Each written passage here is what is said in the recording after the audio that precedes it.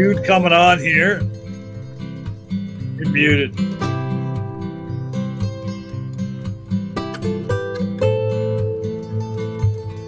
Oh.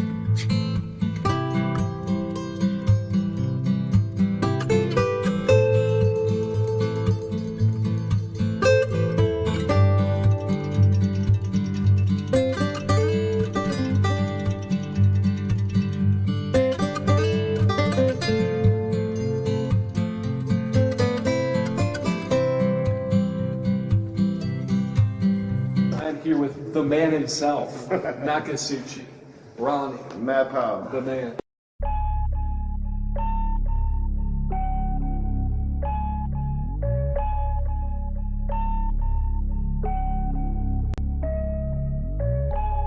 Incredible. That guy is a total mental illness patient. You made him look like a moron in that film.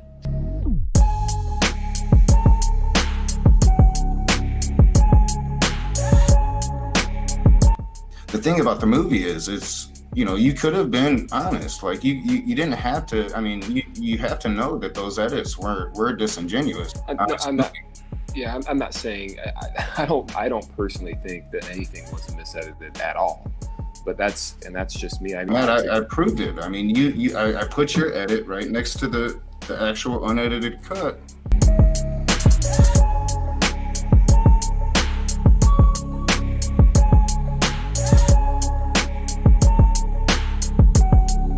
And he lashed out in response because he realized how stupid he looked.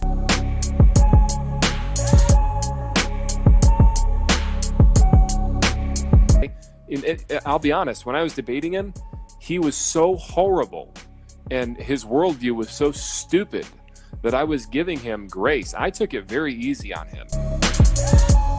I've never referred to him as the raging atheist. I originally noticed him from the one video you did after you had spanked him in the debate, and I've always since then referred to him as the crying atheist. All right, welcome back. That was interesting. Hello, Dr. Josh. John is here, and we're going to open it up. I'm going to send SockAccount the link. I decided to do this. I said 8:30, but I don't know what I was thinking. You're going to do an after party. Do it right after.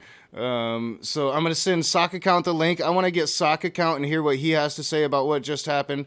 John, he did send me something like he doesn't use Twitter much anymore. You have Sokka on Discord, don't you? Well, yeah, I can. Well, yeah, will you toss him the link real quick? Yeah, and you said like John's here. Yeah, you might have noticed I was here. I popped in the room. He's doing a start and sue screen. I start talking to him. I'm like, yeah, like, did you not hear because you should have heard it. I'm sharing the screen, I think. well, I heard it playing, but it was like 5 minutes till. I thought you were just checking on something. But the question I asked you is, dude from the one-on-one coming in here for the effort? Oh, I doubt it because I kicked him out. You know, we'll talk about it. I want to hear what Sokka has to say. So yeah, shoot him a link. But yeah, like the whole thing started with where does matter come from, and prime movers, and just I'm like, do you even know me? Do you know who you're talking to? Like, what the hell are you talking about? And it got really weird, and I tried to have a back and forth with him. I realized really quickly into it that this, like when he told me that he had seen my Standing for Truth conversation, for one, that was a big indicator for me because I didn't know who Standing for Truth was. It was like a lot like the Darth Dawkins incident. I didn't know who Standing for Truth was. So that interaction was a bit cray-cray, and it was like my first time ever going live talking with a Christian, I believe, if not the first time, like the second. And I had no idea who he was. Standing for Truth was just somebody that was emailing me for months trying to get me to talk to him. But then the only other thing he had seen was the Matt Powell debate. All right, yeah. I know where you're coming from immediately. And then he tried to pull some Darth Dawkins shit with me. Kind of learned a little bit from Darth, but it was still really weird. It was really hard to follow along with some of his terminologies. Well, and dude, all of that you good said- stuff. Sock account was like, though, can we start earlier than 8:30? Send me a link. So I want Sokka to be the first one, and Yeah, I then we'll throw the link into the side So chat. you say a minute ago it got weird. I listened to the first like 10 minutes of it. It was fucking weird right from jump, dude. I mean, oh, there he is. He's here already, buddy. All right, Want me to get him? Yeah, I Got it. Yeah, I need to turn my stuff on. All right, go ahead, John. No, that's basically it. I mean, it was weird right from the jump, as far as I'm concerned. I mean, he wasn't very coherent right from the beginning. Well, yeah, and it kind of struck me off a bit because right at the very beginning, he thought we were still debating before we went live, and I'm like, no, dude, remember, like we said that, you know, James never responded. This was just going to be a conversation. And then he started going on like we were live, and I'm like, dude, I'm not live yet. What are you doing? And so then I went live, and then it just got crazy. But Sokka's here. It's been a while. What's up, Sokka? Not much. How you doing, guys? Pretty good. That was an odd one. That was an odd one. Yes, it was. That was kind of a little frustrating, but I mean, yeah, it is what it is. Yeah, it's the entire time that he was up there trying to do like Aquinas's first way in his argument there. The problem is that, like, I'm not sure, like, if these people have ever fucking actually read or understood what the argument is. But I mean, so it falls into a lot of problems. There's a lot of problems that that he has, like, and I mean, I can go over like all the problems. I think that like you did hit on like one of like the main objections there pretty early on, but so this is an argument from Aquinas. Yeah. See, yeah, I mean, it just hit me out of left field, which I knew it would. I knew I was like, that's what I was signing up for when I agreed to it. Because like he wasn't giving me any specific information. He just said, let's talk about logic and let's talk about God. Yeah, like that's an argument from Aquinas. Like most, like a lot of theological arguments can have their roots traced back to Aquinas. His 5 ways kind of formed like the backbone of like the majority of a lot of theistic arguments that you hear nowadays. But like it was really frustrating because he actually wasn't making an argument. He was just kind of asserting. He was just like, yeah, there has to be a prime mover. Okay, well, where's the rest of the argument? Yeah. Like, what else? That's cool. That's cool. You can say that, but how is it that you've established? How is it that you've concluded that there has to be like a prime mover? And even more than that, how is it that you got from the leap that a prime mover exists and that prime mover has to be God?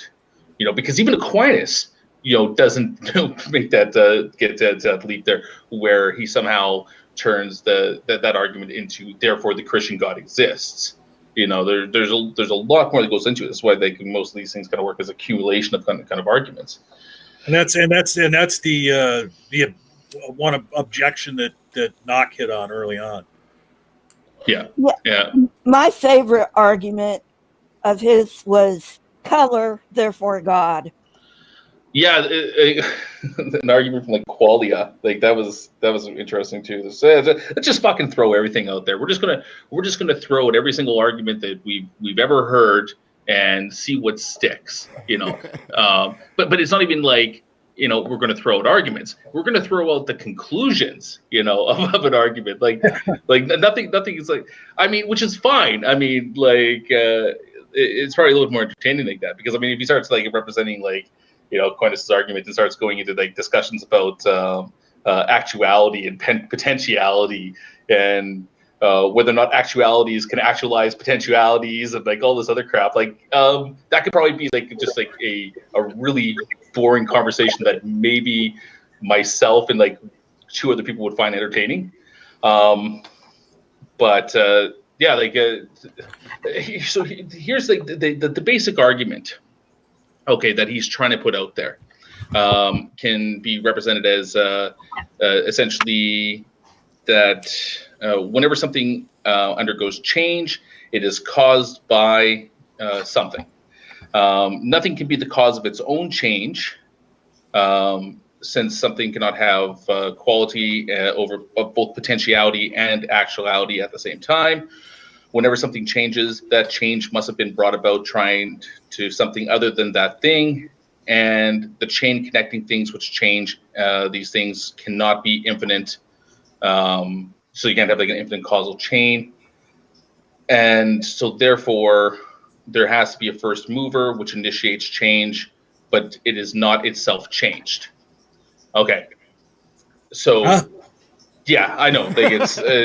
I'm trying. It doesn't even make sense when Sokka's trying to make it make sense for us. that is very convoluted. Okay, but you got to understand that this is an argument from Aquinas, and that Aquinas, is not a modern philosopher or theologian by any means. Like a lot of the stuff that he is putting out there, where he's talking about things like potentiality and actuality, this is stuff that's rooted in Aristotelian physics, okay, which is a concept of physics that nobody actually accepts anymore. So his entire claim that this is what scientists agree on, sure, 2,000 years ago. But Aquinas had an excuse. He did not know what we know today, but these fuckers have no excuse. And that's the thing. It seems like that, because everybody knows I'm not, philosophy. Like I might have read, Philosophy for Dummies, but that's as far as I've gotten, right? Like, so to pick me to come and have this conversation with, it's just Matt Powell all over again. Here, let's go talk to this dude that rages about the Bible, and let's talk to him about science and evolution. It's very disingenuous, and like I sniffed it out from the very beginning. I'm like, all right, dude, like you don't know me, do you? Well, what was funny was like that, like whenever I hear people making these arguments, like I said, is that like they're grounding that in an argument that's based off of a model of physics that went out of favor 1,000 years ago, and which is fine. So like okay, whatever. But I mean, there's a lot of different things. Like so, here's the simplest way to like in my mind just to dismiss these arguments is that the fourth premise of it, which is that essentially that there cannot be an infinite regression of this causal chain. Okay, well that's just an assertion. The entire argument relies on the fact that there can't be an infinite regress, and if some people believe that there is, maybe that there is as an infinite regress, and even if we can't fathom this, even if our human minds can't do this, so there are actually good people that could advocate for those arguments. There is one of the objections to whether or not infinite regresses can exist or not is that if there's an infinite regress, that you can never actualize anything. You can't get any type of motion to something. And there's something called what's it called? I think it's called Zero's paradox that has a good kind of refutation of that shows that infinite regress doesn't stop the ability for motion to happen. So that entire claim right there, that fourth premise is based on that's, and like I said, that's the part that's based on this Aristotelian physics where saying that an infinite regress can't exist. Well, that's not established anywhere. And in fact, you talk to physicists, you could talk to modern scientists that believe that there's nothing impossible about there being an infinite regress. So okay, that's the first objection to whether this works or not. But even if you want to take into that position that okay, maybe an infinite regress does exist, well, what does this argument actually establish? Well, that there was a first cause of something. Okay, that and they want to say that first cause is God, but it's entirely possible that so what they want to do is they want to say that God exists as this brute fact, but it's possible that why does it have to be God? Why can't the universe itself exist as a brute fact? it becomes so comes special pleading at that point in time to say no, it has to be my brute fact over your brute fact. Well, yeah, and that's why I kept asking him, insert prime mover here, because I could literally insert anything and it's making the same argument, and whoever we lost come back. But yeah, and you're saying now that that's the fourth premise in this argument. Well, he only gave me 2 sentences. He only gave me so and I said that it's like you're missing stuff here because you're getting to this prime mover, and I don't even know how you're getting there. So like he's clearly edited down this argument. Maybe some of the weaknesses that you're pointing out, he's like, just scratch that off. I'm going to go with the first 2 sentences here. But I think you're being awful kind to him to say he edited it down. I think he just probably didn't fully understand it. And it's funny. Sokka talks about the it's Zeno's paradox. Brian Stevens corrected me. It is Zeno's paradox. It's been a while since I've looked into this stuff.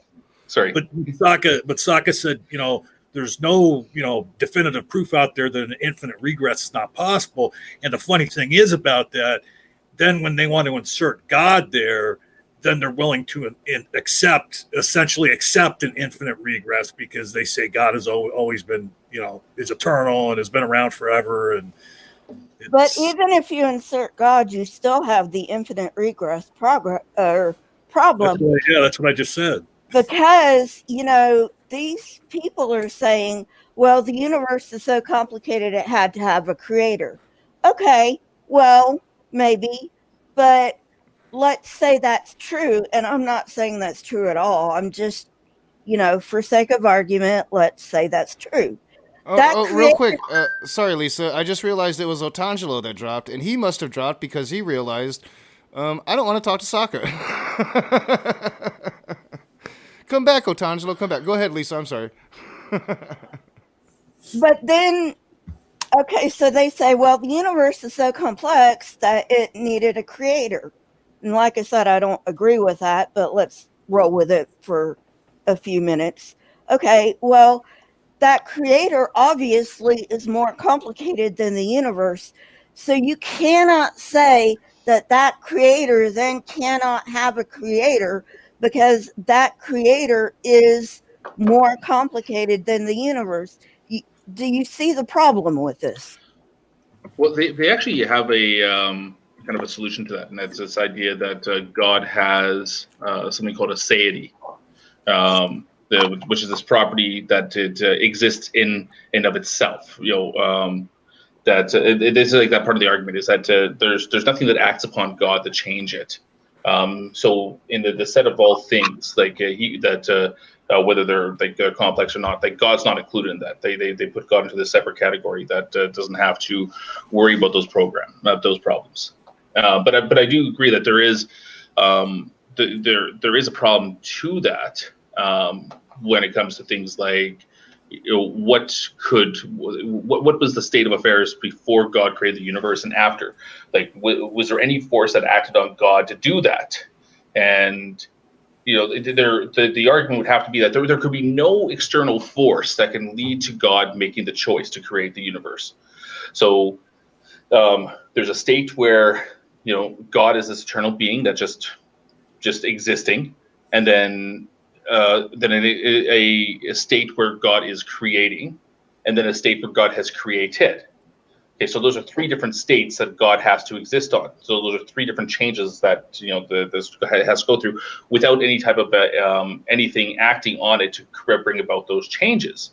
But that kind of starts to violate the very principles that they want to put out there, especially if they want to start about and just by trying to define God as this being that can make these decisions free of any interaction whatsoever on it. Well, and if I may, those 3 states you talk about, they would have to be happening simultaneously according to their definition of God. Well, that's another problem. Yeah, that's definitely with the the idea that for them to define a God with God's aseity here, that it would be this unchanging thing. So God would always perpetually be the state of creation. You know, like that would be where they have to go there. Like God never rested. God couldn't rest because his being is just a creating being, and that's what it does. And there's nothing else that it does do outside of that. But it takes away a lot of the characteristics of the God, as well as potentially takes away the autonomy of this God as well, whether or not it can actually make those decisions itself. Yeah. I mean, did you watch the whole thing, Sokka? No, Richard Madsen sent out the sock signal and in an email, and I'm like, oh shit. The socks. I was like, what's this? I'll go check this out. It was like, oh, and I got I saw, because usually when I'm talking to somebody and it's just one-on-one, it's a lot harder for me to look at the side chat. But I saw somewhere in the side chat somebody mentioned you, and if I would have known you was actually in the side chat, I might have tried to bring you on while I still had him here, so he could at least talk to somebody that could address what he wanted to address in the way that he wanted it to be addressed. Because for me, like, and you know, you and Dragnot and several people have tried to get me over to Dragnot server to learn more about philosophy and these things, and I'm just stubbornly OCD, and I do my own thing consistently. So it's like, yeah, to me, it's like, for one, like, why are you even approaching me on Facebook, of all places, to have this conversation? But I think we did get to it. I mean, it ultimately comes down to standing for truth and Matt Powell worship. And standing for truth, I do believe, is an NIFB. So I'm going to have to assume that Philip himself was an NIFB, and that's what I was dealing with today. Hey, Sokka, did you hear what ended the conversation? The flat Earth part? No. Well, I mean, yeah, it was like close to. I was done with the conversation. I think I let it go on for a little bit longer, John. But like when he said Matt Powell proved the existence of God to me, that's when I was done. Like, all right, I'm not going to have a conversation. We're not going to have a conversation here. I mean, what was the flat argument? You should have warned us that we needed our football helmets. I didn't know. I mean, like, I mean, I really hope that, you know, this wasn't the argument that convinced him. Yeah, I don't know why he was coming at me with this argument. But go ahead, Lisa. He was probably a Christian anyway, and he's like, you know what? I'm just gonna, go with it because I'm a Christian, and I don't give a shit about the truth, and I want to believe in a God, even though this God is an asshole. So I'm gonna believe in this God who's an asshole, even though nothing supports it. Well, yeah, and so the flat Earth, the flat Earth part, John. That was weird because he dropped it himself. He gave me that little nugget. Oh yeah, I believe in the flat Earth as well, out of nowhere, really. And then I just asked the question, well, how do you logically think that the Earth is flat? And he gave me, and maybe somebody can, because I'm not very familiar with flat Earthers. I don't pay much attention to them. That's a silliness I can't abide much. He said that balloons prove that gravity doesn't exist. What? Oh my goodness! Did he talk about the penguin soldiers guarding the iceberg? I was like, what? That's one of the worst arguments I've heard for flat earthers, and that's saying something. Oh shit! So yeah, it was a weird one, man. Please, hey, one thing. To me. Oh, sorry, Lisa. Go ahead, Lisa. Yeah, I don't get it. Explain that to me if anybody can explain it. Yeah, well, hey, here's the thing though about that statement he makes about balloons. Actually, what balloons do prove is that there's gradient pressure to the Earth. Okay, and if it was a closed system with a dome on it, there wouldn't be gradient pressure. But you send a balloon up into the atmosphere, what happens to it, Immutable? Yeah, it keeps going up, and eventually it'll pop because there's not enough. It keeps expanding, or because when they send it up, it's kind of limp looking, but it keeps expanding and expanding because of the lower pressure. Isn't that what it is, or does it? I think it's because in certain parts of the atmosphere, like it's very cold, and the pressure that's exerted on the balloon at those temperatures it's more than the internal pressure of the balloon that causes it to pop. I'm not sure though, actually. Yeah. Now you got me curious. Okay, now I just thought of something, and this is hilarious because I just thought of it. The Bible says that the earth has a dome over it. You know, it's a flat circle with a dome over it. How does that meld with the flood story? Okay, I don't know. Yeah, I'm not. So I had to write this out real quick, just so I don't screw this up, as my my rebuttal to Aquinas' argument, or like the one that he was putting out there. And I tried to make this in the most unfriendly way possible. So I'm gonna read this off and see if I can. And this is gonna be my rebuttal. Okay. So if Philip wants to assert that actuality and potentiality work in this way that they describe, and actuality has to be caused by something to move from potentiality to actuality, when the best we can do is demonstrate a conjunction between two events, not a causal relationship, we cannot actually demonstrate that actualities actualize potentialities. And done. In English, okay. Don't ever say that again out loud. You know, Sokka, before you do that, I'm going to need a few beers in my system before I'm ready for that conversation. It's based off of Hume's argument against causation, or like, what we can infer of causation. But that works as a pretty adequate rebuttal to something that's grounded in Aristotelian physics. I mean, how does it? So what is the Sokka? What is the rebuttal for? Okay, the uncaused cause. Like, I mean, if everything has to have a cause, like, is it just special pleading when they say that God is the uncaused cause or causer or whatever the fuck it is? It depends on which way that they phrase the argument. It's like there's two ways that somebody can actually kind of phrase these arguments. I think actually it's the they're very similar. They're the two ways that Aquinas puts it, and one of them is that the kind of the version that he was putting out there, which would be the argument from motion, and then the second way, which is almost the same argument, but it's called the argument from nature of efficient cause.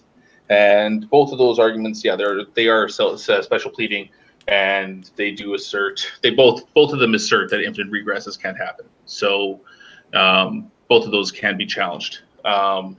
The Hume kind of challenge to it actually is a challenge to the first premise of both those arguments, which is just about the nature of causation, and that what we can actually infer about these causal relationships. But there's actually some other really good arguments against them, like from what's the guy's name? But it has to do with just the nature of time. Is again like this, like a lot of William Lane Craig, who gets it astronomically wrong. Well, and he does, because William Lane Craig, like most theologians, assumes has to assert an A theory of time. Exactly. Like most things, this is another one of those arguments that if when we take a look at like the B theory of time, which is like accepted by most modern physicists, then actually all of them. Yeah, practically all of them. Then most actually theological arguments that have to do with things like causation fall apart. Yeah. Well, and Sokka, Leo actually debated this guy. Yeah, it was on with Conspiracy Cats and Creaky Blinder on Agree to Disagree. His arguments don't even make, like, I'm not even going to sit here and criticize them. They just make absolutely no sense whatsoever. He's modified his argument, if you can call it that, from when he debated me, because when he debated me, his argument was the universe is finite, therefore shapes, therefore God, something like that. And that's literally essentially what his argument was. Let's just throw all arguments, like this is what I was saying earlier. Let's just take like arguments from Qualia, argument from fucking efficient motion, and necessary cause, and all this other shit, and just to throw them at the wall, and we'll just merge them all together, and we'll just see what happens. Yeah, let's throw him at that rage guy who's the stupid one, I'm like, hey, Leo, by the way, Leo, this is an Avatar stream. What the fuck are you doing on camera? I'll be right back, guys. He said I don't want to embarrass you guys. I have a better avatar. Yeah. No, you don't. I got the best avatar. I know. I would throw on Vaughn's avatar, which we all know is the best ever, but he's threatening copy strikes and shit. So, But another thing that this guy did, and he did this when he had his discussion with R and Ryan. I wasn't expecting him to change his opinion because these dishonest apologists never do, no matter how many times they're corrected. Is he argues, well, that the universe is expanding, therefore there's got to be some mystical thing that it's expanding into. And I explained to him 4 separate times, at least, in my debate, if you want to call it that, with him, that the universe isn't expanding into anything because the expansion of space-time cannot be taken as if the universe is a physical object getting physically larger in some pre-existing space. It's a geometric expansion of its scale, not an object that's getting bigger. That's just not what's happening. Well, the misconception tends to be that what's expanding technically, if I'm recalling right, is the space between objects.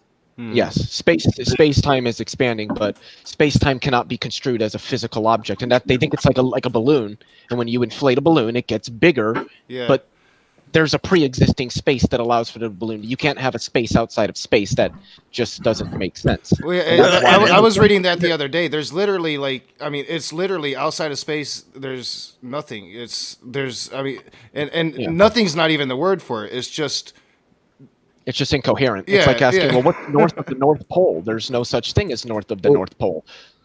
Well, and the funny thing is that I think that where they got that from is I've seen certain scientific explanations, like in videos and stuff, where someone will use a balloon and draw like dots on it and stuff to signify galaxies or whatever, and then blow it up to give the idea of what the universe expanding is like, with the galaxies moving farther apart. But that's just an illustration. It's not, like you said, it's not exactly what's happening. Well, I need to. Well, I was just real quick. That was the hardest thing. I've talked to a lot of Christians at this point, and some have come at me. Darth Dawkins only lasts about 20 minutes, but that's because it's Darth Dawkins, right? He has a certain way about him. But usually I can last for a long time. It takes some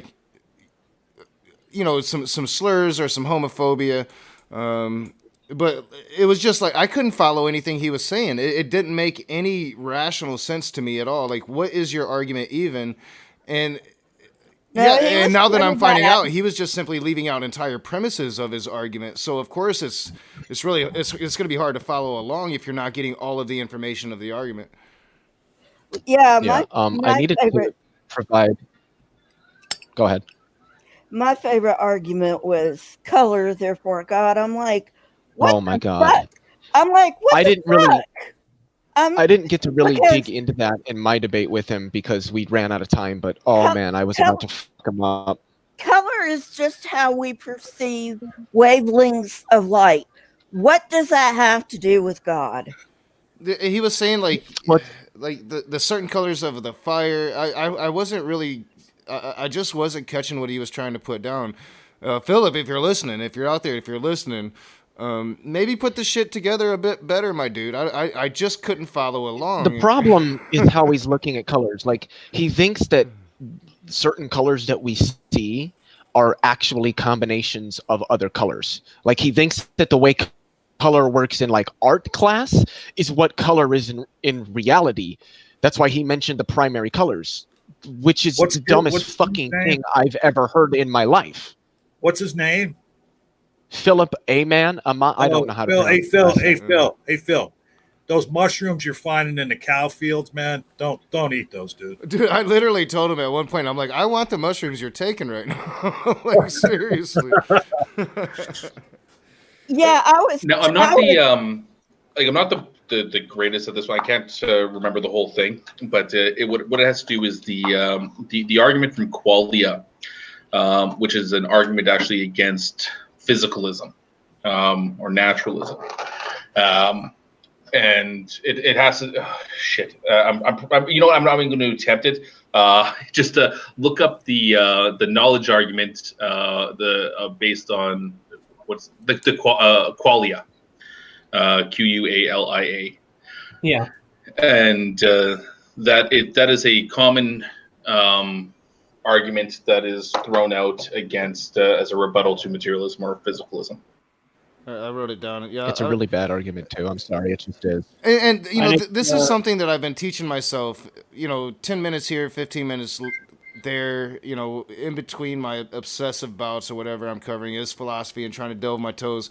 And it's been more into probably, the materialism versus idealism. In fact, I got somebody that wants to debate me on it, and I'm like, no, I don't know enough yet. I'm not prepared yet. So when dude approached me with a very general, and yeah, maybe you, the person's name is Jamie Black. Who is it, by the way? Just claim Jamie neutral Black. monism. Just claim neutral monism and go with that. Here, I'll pull it. I got it right here. It's dualism and idealism versus materialism and realism, and it's Jamie Black. And I'm like, I'm not going to debate you on that. I'm still. That would be a fun one. So yeah, if you would like to do it, Leo, we'll set it up. We'll do it here. John can be the moderator. Yeah, but I'm like, nope. But when this dude is approaching me, hey, let's have just like this general conversation about logic and God. For one, I knew it was going to be philosophy, so I'm like, all right, I'm going to dip my toes into this one a bit cold. It's Thanksgiving. I have turkey and football. I'm not going to have much time to prepare. But I didn't know it was going to just be weird like that. I mean, that was like one of the weirdest fucking conversations I've ever had in my life, Yeah, but what kind of logic did he use? What logic? Well, and he didn't. Wasn't any logic. Yeah, there was no logic there that I could really get behind. It's also worth mentioning the guy's a flat earther. We figured that out in my debate with him. That's why he says Yeah, he that's brought why that up. infinite structure of matter, because he denies the existence of space. So Wait. Space is expanding like it makes no sense. Wait, he denies space exists? Well, yeah, almost all flat earthers do. What the fuck does that even mean? Like that there is no space. That there's the Earth and then a firmament. That's it. Like it's turtles. What? It's turtles all the way down. Have none of you ever had a conversation with a fucking flat earther Yeah. before? No. It's a real thing. I mean, I've had like just accidental conversations with him. Look. I think maybe back in the day, Saka might have been here when it happened. I know Drag was here when that Aaron guy, I can't remember his name, but he dropped that he was a flat earther, and we had fun with him for a little bit. But it's never been my cup of tea. To me, it's like the Bible's silly enough. I don't need some flat earth shit. Yeah, I've never had a. When you're dealing with flat earthers, there's three core tenets. Right? Space is made up; it doesn't exist, and all that shit NASA does is just a soundstage. 2, water always finds its level, and 3, they can't figure out that not everybody's a fucking using the wrong shit that these are targeting. Wait a minute. Well, I've never had a lot of conversations with flat earthers. I've had conversations with globe deniers, which gets them off the fucking, they think that gets them out of having to provide a model or something for themselves. It's like a lot of them don't do that shit. Yeah. Water always finds its level. Then Yeah. You guys, know that? How the fuck do they explain a meniscus? Well, that's because it's just your eyes playing tricks on you. It's because your eyes are round. No. Look, everybody knows if you just have a powerful enough lens, you can zoom in on anything. You're just losing resolutory power. How come you can't zoom in on the fucking ice wall then? Because the ice wall, they perfected camouflage technology shortly after the Roswell crash. Want to know what I hear about the ice wall? Jesus came back for the second coming, but the Illuminati government stopped that from happening. Clearly, wait, what was that? The Illuminati. Yes, with the lesbian dentist occult. Okay, look, they teamed up. Oh my god, yes, that's what I'm saying, man. Like, the Bible's lunacy enough. The flat Earth shit, that's just that's cuckoo. Look, Alex Jones has been losing his voice for years trying to warn you guys of this. Saka brought up an interesting point. Is there anybody that's ever talked to a flat earther that has ever had that flat earther say what their model is? Like instead of like every debate I've ever seen, they go in and they rip on globe Earth. I've never seen them present the model of the flat Earth. Haven't seen a lot of creationists do that either. It's because none of them have a model. All they can do is attack the currently existing model, poke holes in it, and then try to fill in those holes with their God. That's their whole attempt. To say, well, you can't explain it, therefore it was God. Okay, in fairness to the creationists, the most recent thing, and it's like on the cutting edge of like creation science, which is just it's a field that tries. That's an oxymoron. Field that tries. I know. But the most recent thing, so like there's an issue in terms of taking the Bible literally and also trying to explain where all these different people groups come from. If you just have two people because you don't have enough genetic diversity, it's just contained within two people in their genome, especially given how the Bible describes that creation. Well, just look at the cheetahs. They were around 700, and now they are totally inbred. We would have died out a long time ago had there only been two people. And then there was another genetic bottleneck, if you believe the Bible, with the flood of Noah. But it gets better. So their current explanation for this is that every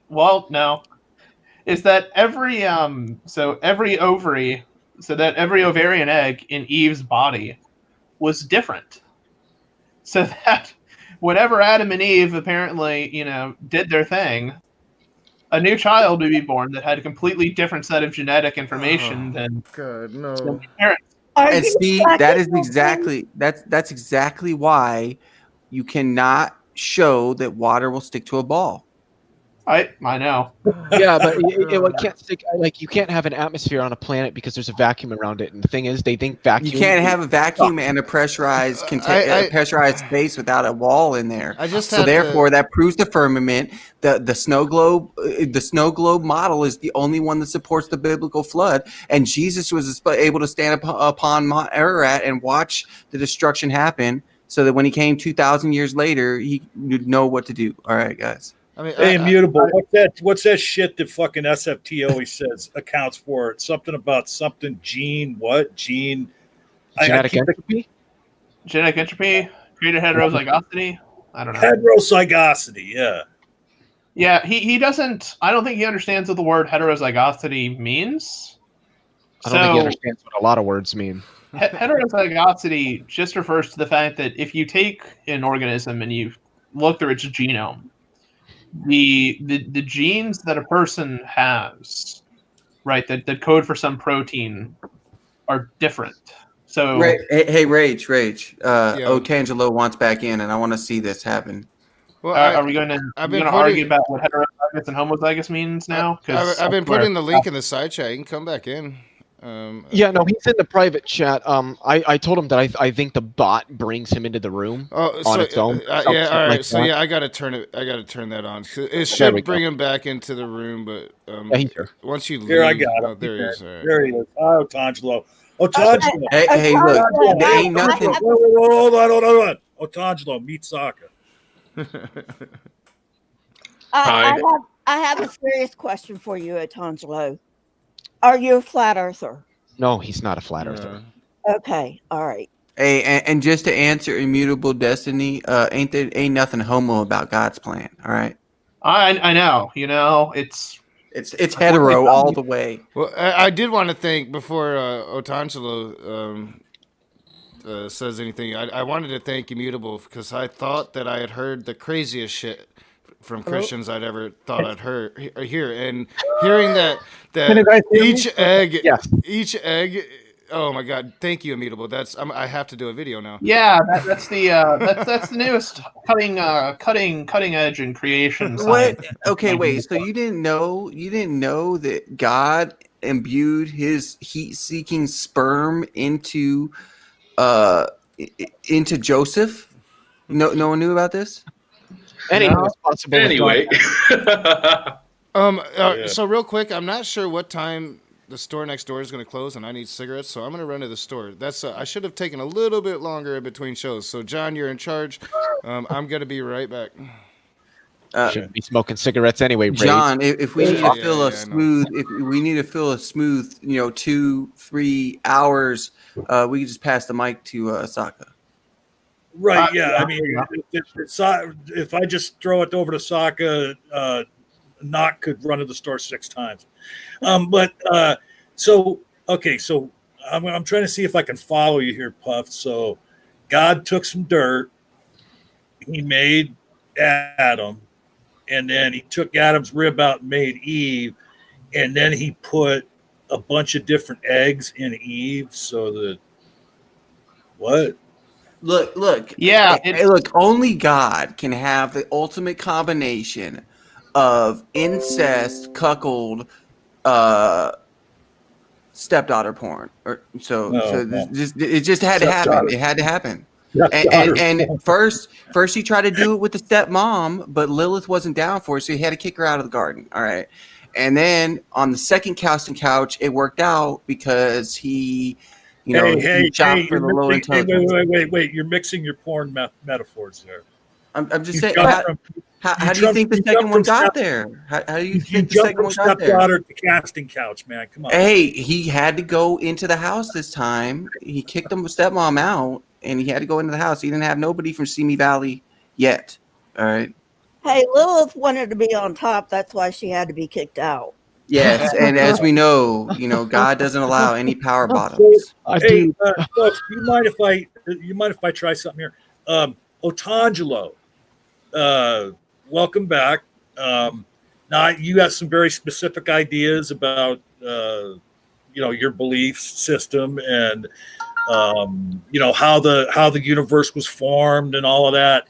I'm going to let you, if there's something you want to talk about, I'd like you to bring it up. And I'm going to be so bold as to say that any argument you could make in this room tonight, my boy Saka here could refute it. Out of many that are here. Okay, so you think that...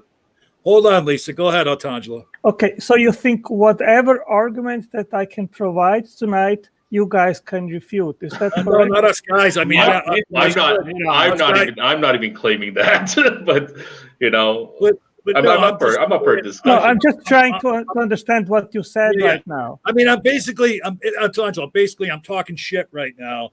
But what I'm getting at is I would like you to throw one of your best arguments out there and have Saka maybe tell you why it's wrong or maybe tell you why it's right. Sure, I can do that. Give me a minute, and I will give me a minute, and I will provide a syllogism. Okay? Yeah. Yep. Go right ahead. I just wanted to say really quickly, if letting a woman top the fuck out of you is wrong, hell, I don't want to be right. Okay. You do you. Okay. Is there something in the live chat I'm missing? No, I'm saying because you guys are talking about how God doesn't like it when women are the dominant ones during sex. Topping somebody means you're on top. It means you're being the dominant one. Yeah, okay. So if there's something wrong with letting a woman just fuck you instead of you fucking her, then I don't want to be right. I don't. Well, I mean, all right. And now, Otangelo, you have to follow that. Go ahead. Thank you for the PSA. Okay, just give me a minute. Yeah, just give me a minute, and I will give you here a syllogism, okay? Okay. Yep. Well, God hates me because I'm asexual, so obviously I never had any kids. Well, you're going to burn in the pit of fire. So I guess so. But just remember, God loves you, and He wants you to have the best life He can have. So, Otangelo, when you say "give you a minute," were you saying literally "give me a minute" to come up with a syllogism, or? Yeah, I can read it to you, okay? Okay. Okay. Algorithms prescribing functional instructions, digital programming using symbols and coding systems are abstract and non-physical and originate always from thought, from conscious or intelligent activity. Genetic and epigenetic information is characterized containing prescriptive codified information which result in functional outcomes due to the right particular specified complex sequence of triplet codons and ultimately the translated sequencing of amino acid building blocks into protein strings. the sequencing of nucleotides in DNA also prescribes highly specific regulatory microRNAs and other epigenetic factors. Therefore, genetic and epigenetic information comes from an intelligent mind. Since there was no human mind present to create life, it must have been a supernatural agency. That is my argument. Genetics aren't always. For some reason. Hey, hold on, everybody. Saka gets the first shot at this. Go ahead, Saka. Sorry, can you just put the because I'm assuming that you read this off of something that you have written down somewhere. Do you just want to put the first premise there in the private chat of the video? Do you want me to read it again, or do you want it that I put it in the private chat? Yeah, put it in the private chat. Just the first premise. Okay. And then while he's doing that, go ahead, Lisa. Genetics aren't always functional. Okay. That's why we've got babies with genetic diseases that only live hours, and that's why we die.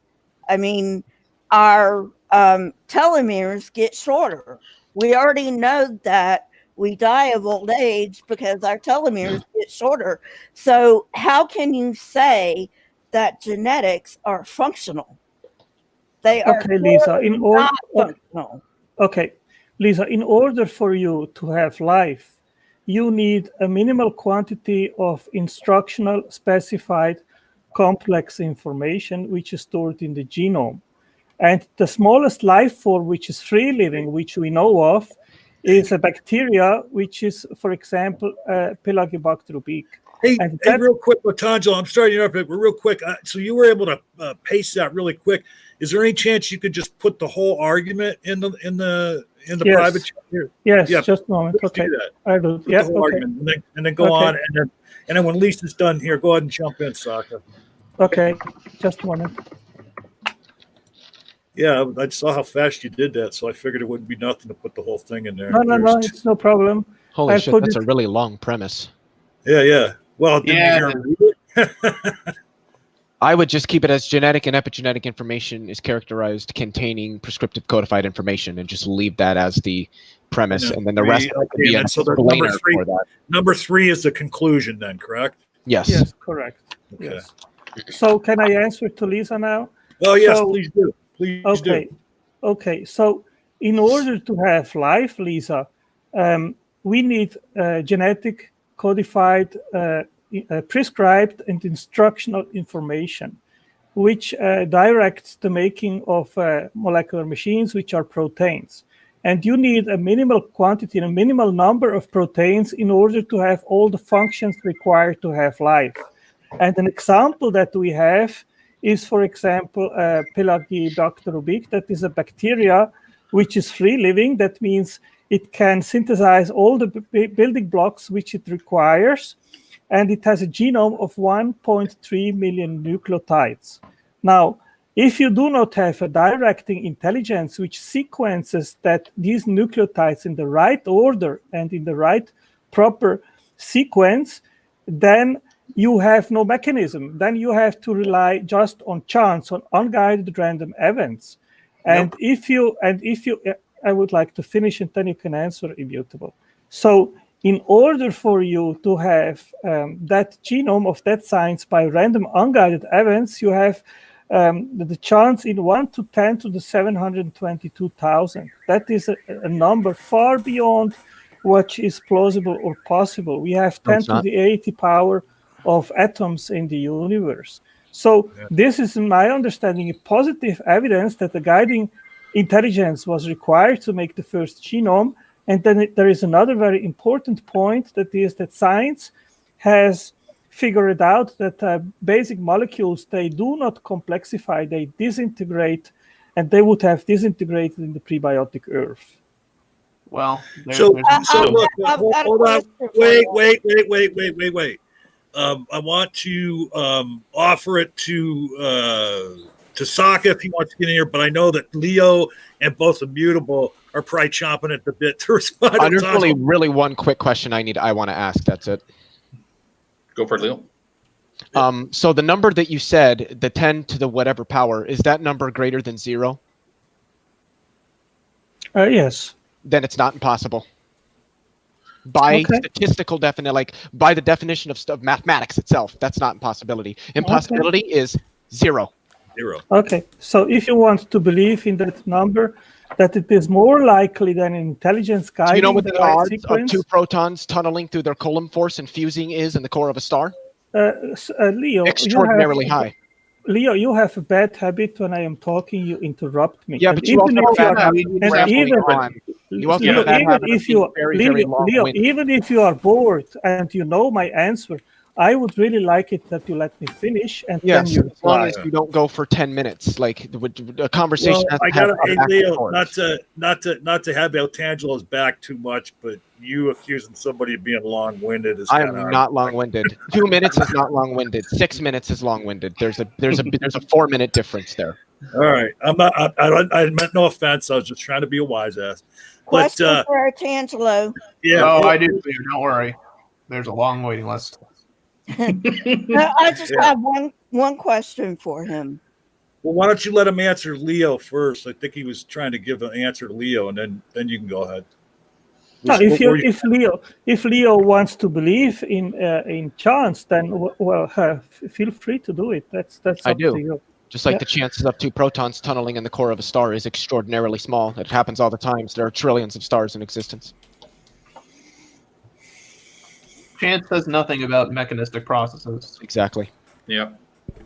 And on the quantum level of reality, chance doesn't really matter because it's going to happen at some point.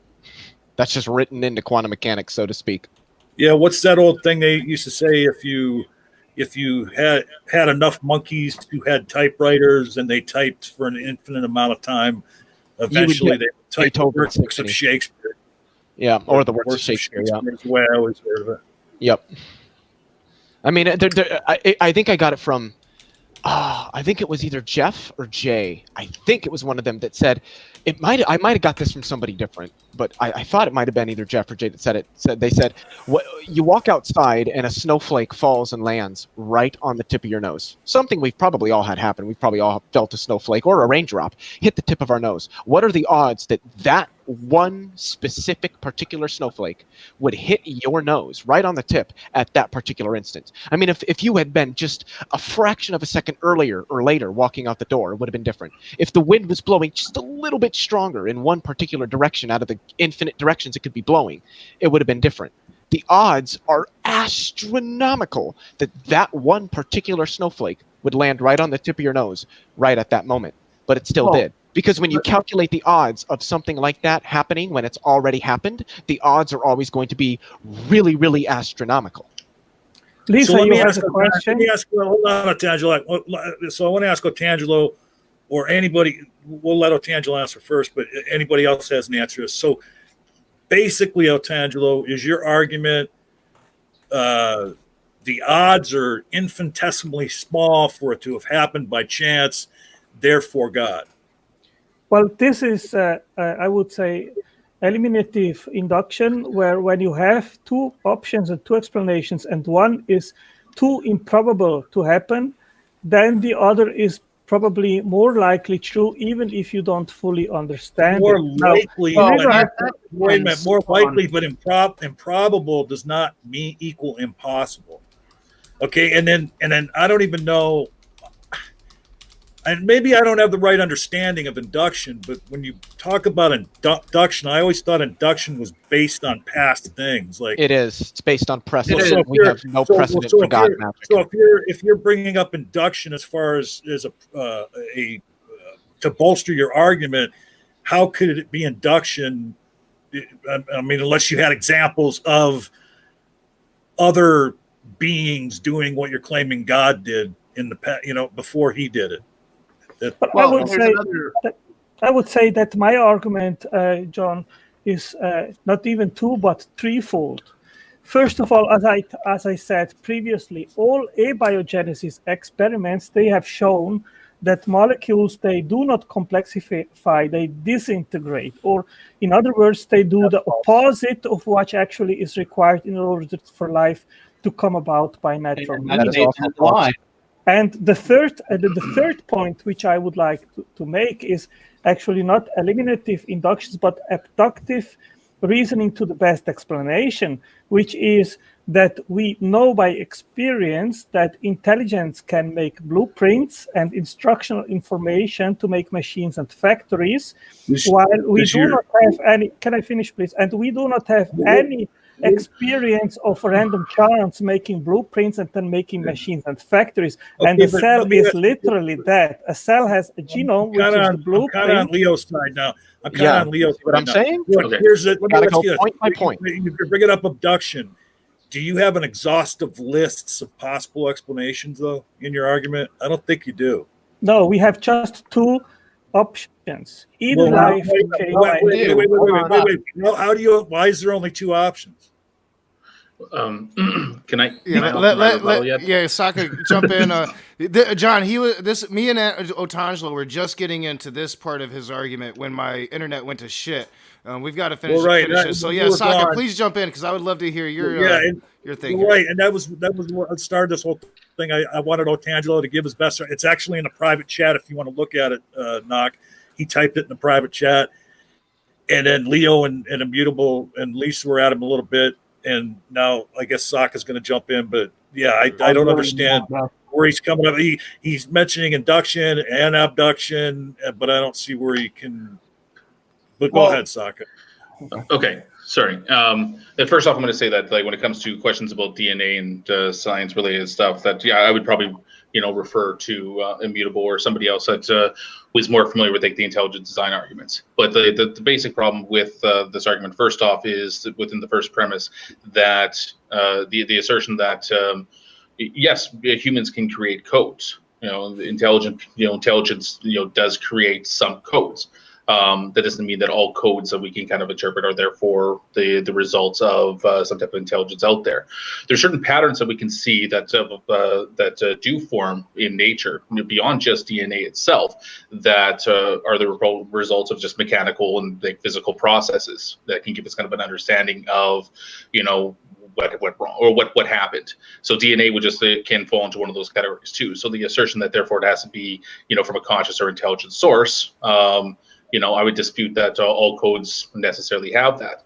And if the problem that you have here is that it's random, well, I don't think that it's random. I think that there's certain amount of pressures and stuff that can act on a system, and following the chemical or the physical kind of like a mechanical process, that there's only a certain amount of outcomes that can happen from that. So the idea that there's this random like astronomical number is, that's what I find kind of a problem with. It could be the case that as long as the basic building blocks from life can form naturally, which things like the original, what is it, the Miller-Urey experiments or whatever, kind of established that those that we can show that the basic building blocks can form naturally, then it just be a certain amount of thing that life actually, under the certain circumstances, just might be inevitable. Regardless of what type of astronomical odds that you want to throw on that, given the right circumstances, the right environment, that life is just one of those things that is just a natural byproduct of basic physical, reactions that are happening out there. So there's a lot of kind of like, disregarding those things right there. But if you want to take this down just to the abductive reasoning on this one, whether or not what's the best explanation, is that I don't think that any inference that has to rely on some type of supernatural causation would ever be the best explanation for anything. In fact, I would think that would actually weaken any argument out there, because now you just got a posture that we don't know what the explanation is, so therefore it has to be some type of supernatural force. Physically, I can't fathom these numbers, which whether they're right or wrong, I think that they're wrong in the way that you're presenting them. That for that then to infer that there has to be this, some type of being that exists out of space and time that has the ability to set up his, Fisher-Price My First Science set and fucking, start throwing chemicals together, then there, bam, molecules, the DNA, whatever. Like, I don't think that that's actually a better explanation than saying that, well, we have an idea now that these physical processes do work, and that under the right the considerations that life would be inevitable. I think that would actually probably be a better kind of a abductive inference that you can form rather than what you're trying to do. Real quick, is it dichotomous as he claims? No, I mean there's other examples out there. I mean, it can be dichotomous in the sense that, well, it was either created by intelligence or it wasn't created by intelligence. Like that's a dichotomy right there. Yeah, okay. But even if you want to accept the category that it was created by an intelligence, you know, it's not aliens. it could be a lot of different things. But we could be in a simulation sitting on a shelf of some God knows what that lives beyond our, I mean, if we're going to posit, well, it could be intelligence. Yeah, I mean, there are a lot of different types of intelligences it could be. It doesn't have to be a supernatural God. Well, yeah, and if we want to say that it's an intelligence or something like that, that you're, and again, using like an abductive inference on this, that, in the list of infinite possibilities of what that could be, where let's say, okay, we definitely want to rule out any type of naturalistic explanation because, reasons, and that we're just going to take that it has to be this created type thing. Well, then I can tell you that God would probably be way far down on my list beyond things like simulation theory and fucking, other aliens. Stuff like that, or aliens. And if it is intelligence, I think that it being aliens is way more probable, considering that aliens they're just more likely to exist than some supernatural God that nobody's ever. And I've always said, like, a being could appear in front of me and start performing miracles, and that would be my first thought. What part of the universe are you from? Yeah. How do you have fantastic but science? I mean, just for your argument, I don't think that we're ever going, like, potentially, I'm not saying that I can, refute your argument, but I'm saying that at the very first premise of your argument, I have disagreements with the assertion that all these non-physical abstract coding systems have to originate from a consciousness or an intelligence. I mean, that's almost like your conclusion is actually baked into your first premise there. So, Back to the question. Otangelo, would you like to hold on, Lisa? Otangelo, would you like to respond to what Saka and Leo have said? Well, I would like to make a question first to Rach. Would you like to set up a chat tomorrow at time, because you don't have an email of me? So, let me make sure the audience can hear me. I've got stuff that I'm doing. All right, yeah. So, tomorrow I'm talking to Elijah, but I'm off all weekend. I'm thinking maybe Saturday. Are you free Saturday? Yeah. Saturday. Oh, yeah, that's our smoky thing. How about Sunday evening? No, Saturday at 3:00. We're going to be recording an episode of the Apostate Alliance. Me and Faye. Yeah, I forgot Saturday is a busy day. So are you free Sunday evening? Yeah. All right. So Sunday evenings, 7 o'clock, the same time as last time. Okay. Cool. All right. Yeah. All right. Go ahead. Okay. Well, what I always do is exemplify what I mean, and I always bring up an analogy, which is I am a machine designer, and in order to make a machine or a factory, I need to sit down at the drawing table. I need to know exactly what the function or the purpose is of the machines and the factory, and then I will draw all the form of the machine. I will specify the size, the materials that will be required, and once this is set up, then the blueprint is sent to the factory, and the factory workers, they will be able to read the blueprint, and then based on the specification and the instructions of the blueprint, they will make the machines and the parts of the machines, and then they will assemble them together, and in the end, eventually, production lines and a complete factory, which has a purpose. Hey, Otangelo, hold on. John, I really want to address that. I got to say this one sentence. Hold on. Otangelo, why say all that? Why don't you just say a watch needs to have a watchmaker? Well, I don't say just a watch needs a watchmaker. That's why, John, hold on. That's why I didn't want you to go that way. Okay, because the idea is like that if you're trying to draw this comparison, these analogies, and like most analogies, it fails because obviously, like when you want to get into like the nature of something like cause or causation, we could bring up things like efficient versus material cause. That there's in every single thing that is designed that you build or anything that there's a material cause, okay, as well as an efficient cause. So if I wanted to build a table, the material cause of that table would be the wood itself, while the efficient cause would be my skill as a carpenter in making that table. Okay, but you want to say that in that example right there, well, you have an efficient cause, which is obviously this God that acts in this way. But there's no material cause. The material cause at the point in time has to be, God magicking things into existence. There's no hands working on anything. So, well, you've met the criteria for one of the things that we would link to, some type of, causation. We're not going to have the other thing that we generally have as well, which is that physical form that does, that creating and building as it is. Unless you're like, all you're saying is that, God has psycho telekinesis powers, and he can just kind of think about things and things just happen. But again, this is where we go back into the abductive inferences that we can form from this, where if we take a look at any type of naturalistic explanation, where we can point to there being an existence of a material and an efficient cause, that can create those things. We don't have to, play, hide the hidden cause like you do with God. So I would say that even, using your analogy right there, it just makes more sense to assume that there's a naturalistic explanation compared to you trying to assert, well, the efficient cause just doesn't need any type of physical form or, anything beyond its magic psychic powers to put things together. So, I don't just use the watchmaker argument, John, because we have a grand. Oh, sorry. Are you going to address? Can you address mine first? Okay. The watchmaker thing is non-consequential.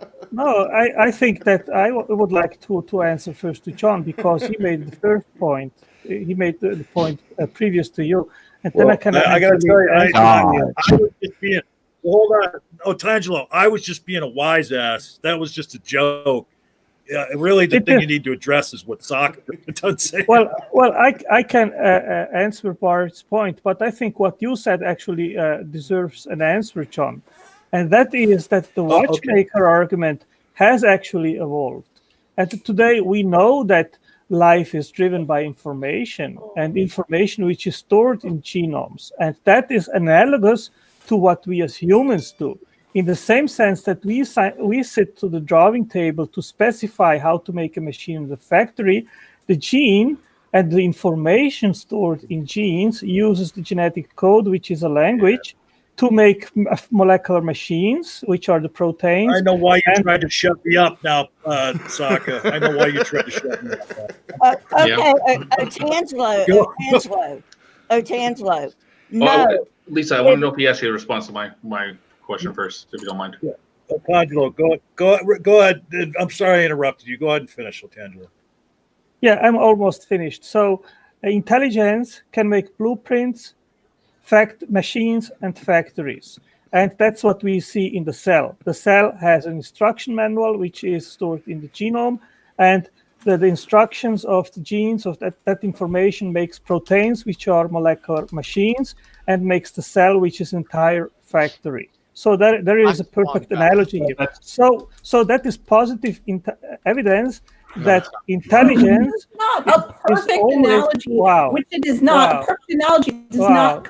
Can I finish? Evidence. Can I finish, Mama? I would like to finish. Welcome, Mama Atheist. Let Mama Atheist pipe in. Sorry. You wouldn't have people interrupting you if and then- you made your responses a little bit shorter and succinct. And instead the of other thing is, rambling on real about quick, three- everybody else can get in minutes. here, but Tangelo still needs to address what Sokka had said. So, I do want to I would welcome like Mama to do Atheist. that too. But if you guys What's do that? interrupt me, then I cannot address what Bart said. Well, no, we too, get the so. gist of what your response was to me because we know what you're saying. But please address what Sokka said to you. Okay. Bart was basically saying that God is not a physical being, so it cannot be something that causes the physical universe and life and everything in it into existence. Now, of I course, don't think that's what he was That's not saying. what he was That's not what he was saying. He was Okay, saying that so I think- God was so God's the maker, right? But there's nothing for him there. He has to use his magic powers to create the universe because he's working with oh nothing. yes, we don't understand how that works, so I have no answer to that. Well, So you don't know how God does anything. Then how is that how is that an explanation? An explanation explains things. It's not just, well, this happened, but we don't know how. That's literally not an explanation. Well, Yeah, so I this is already. This is the problem with abductive inferences. When Otangelo tried, Otangelo, let me just address this one part, because this is the crux of it now, is that what he's trying to, the entire way that he structured the argument there, where he's trying to put these astronomical odds out there for the chance of a natural process and all this stuff forming there.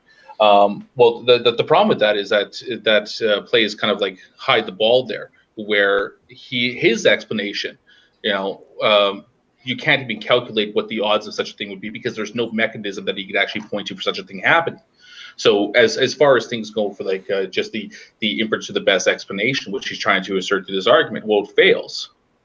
So you can't actually get as far as to say that his explanation is better, because the only thing that he gets, the only evidence that he has to support that his hypothesis is better than any type of naturalistic hypothesis would be, well, look at the odds of this happening. So therefore, it could be this thing where the odds are literally, uncalculable, because we don't actually have a method. And that's just what I can see is like the clear problem with what you're trying to assert. There was I literally refused what you just said, Bart, because I said that we know by experience that intelligence has the capability to produce blueprints. Wow. But we also we've never seen intelligence do it. Therefore, intelligence is Leo, I would really like to finish my Whoa, everybody slow your roll. Everybody can't talk over one another. I just want to say, but this is the part that I already addressed. Remember, I already addressed this, because I brought up the nature of through our experience, when something is created, when something is designed, it's not just a design process, it's a design and then the actual creation of something. That's what he's talking about here. So we're talking about efficient and material causes. So in our experience, everything that has a material cause also has an efficient cause. That's what he's trying to assert here. But what he's doing here is he's saying that in the case of DNA, that the only thing that is necessary is the efficient cause.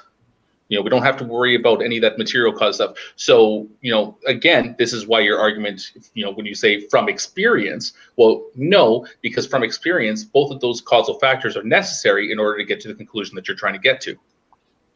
All right, go ahead, Leo. Go ahead, Leo.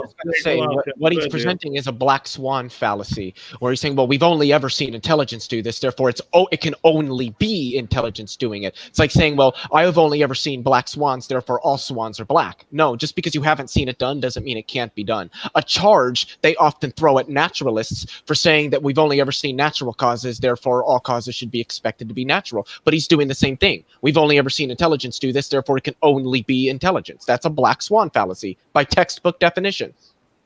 Can I say I something? am using abductive reasoning to the best explanation. It's a black swan fallacy. But I've already shown that the abductive reasoning fails. I know. So no, it doesn't. I do know. Real quick, guys. I do know Lisa has been trying to get in, and Mama Atheist was trying to say something. I was gonna go to them next. Immutable has also been trying to get in for like. I think Immutable's been waiting. Yeah. But we're not doing it like the way we normally do it, so please bear with me. But let's Lisa, I will get to you. I want to let Mama get in here because she hasn't been able to get in yet. Go ahead, Mama. I was just saying that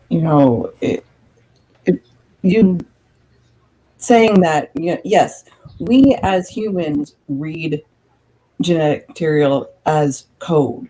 That doesn't. There is no proof whatsoever. It is how we read it. There's nothing that says that somebody actually wrote the code, that it had to be written that way. I don't understand where you jump to that logic that this is code, therefore it had to be written. I don't understand that. Okay, I can read you a syllogism and answer that point. The assignment of a word to represent something, like the word chair, to an object to sit down, is always of mental origin. On top of that, the translation of a word in one language to another language is also always of mental origin. For example, the assignment of the word chair in English to shizi in Chinese can only be made by intelligence upon common agreement of meaning.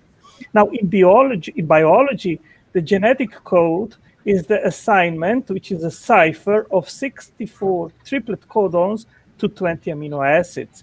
Since we know only of intelligence to be able to do so, this assignment is best explained by the deliberate, arbitrary action of a non-human intelligent agency. Except that it's not. Okay, there's an issue. Hold on, Immutable. We're gonna go to Lisa next, and then you. Go ahead, Lisa. Thanks, John. Otangelo, information is an imperfect analogy because ourselves do not, and this is important to understand, do not contain information. They contain biochemicals, and biochemicals are far from information. That's where you're going wrong in all of this. You are mistaking information for biochemicals. Okay, Lisa. Hubert Yockey, the world's foremost biophysicist and foremost authority on biological information, contradicts you 100%. He says, information, transcription, translation, code, redundancy, synonymous, messenger editing, and proofreading are all appropriate terms in biology. They take their meaning from information theory and are not synonyms, metaphors, or analogies. It is important to understand that we are not reasoning by analogy.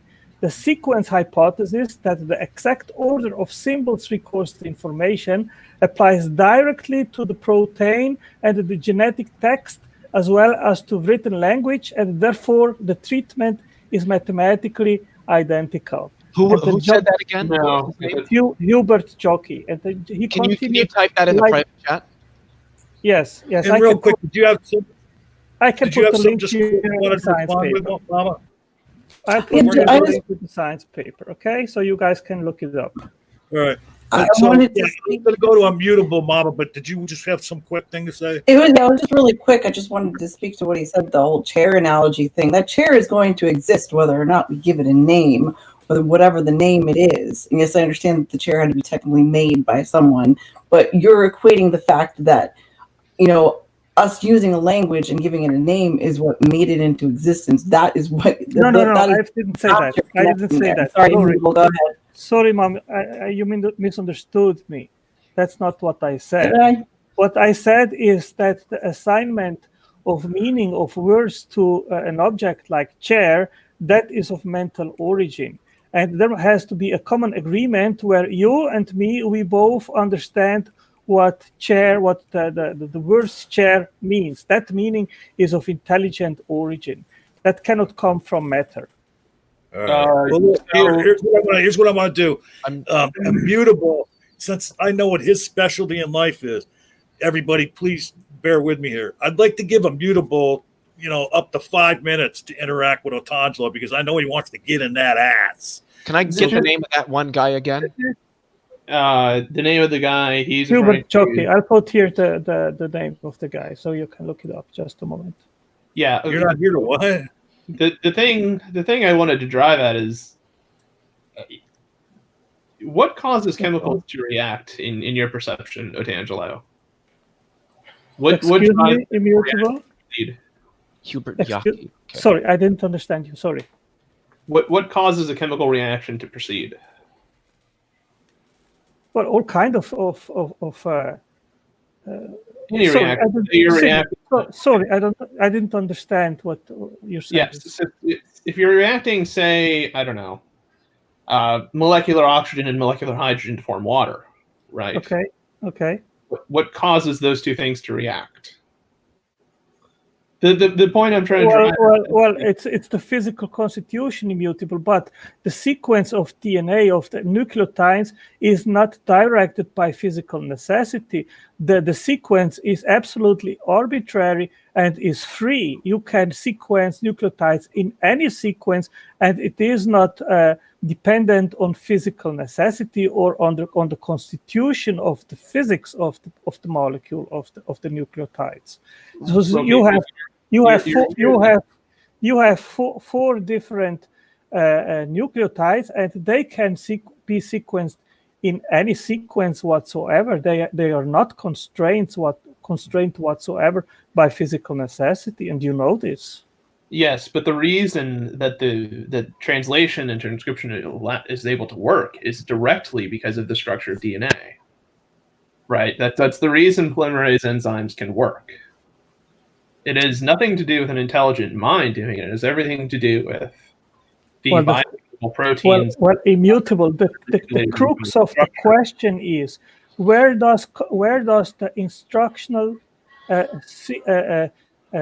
specified complex sequence of the nucleotides come from? That is the crux of the issue. Where does that information come from? And we do only know of intelligence. Where does the information? I need to be a little more specific. Like, where does the information come from in terms of how it's supposed to replicate?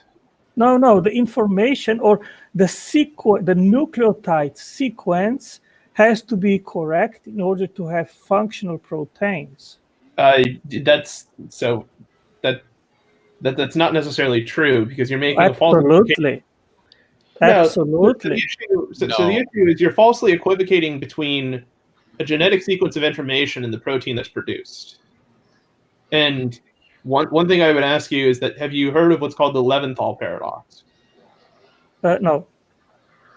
So what the Leventhal paradox states, so let me first give a summary of genetics to explain it. When you have transcription and translation occurring, essentially what you have is you have some string of RNA that's produced that gets trimmed and restitched together into tRNA. That tRNA goes on into the ribosome and is translated into appropriate string of amino acids. Correct. However, for all intents and purposes, that is not a complete process for creating a protein. And that is because proteins have a three-dimensional structure associated with them. Yes, sure. That defines grooves and defines the domains for catalytic activity in those proteins. Mm-hmm. Yeah. The issue, however, is that just having the ribosome translate the protein, just stringing together a string of amino acids, is not sufficient for the necessary biochemical function of that protein. Correct. Yes. So there isn't a direct affiliation between what you're calling the genetics and what you're calling the end product of the protein, because there's something more to the protein than just its constituents. It's a particular set of interactions that particular residues on that amino acid are interacting with, right? And the fundamental issue is that to confound that issue even more, there's certain proteins that are expressed in the cell that, number one, their folding pattern changes based upon what cell they're expressed in, because of physiochemical conditions within the cell. But number two, there are also proteins within the cell that have more than one biochemical function.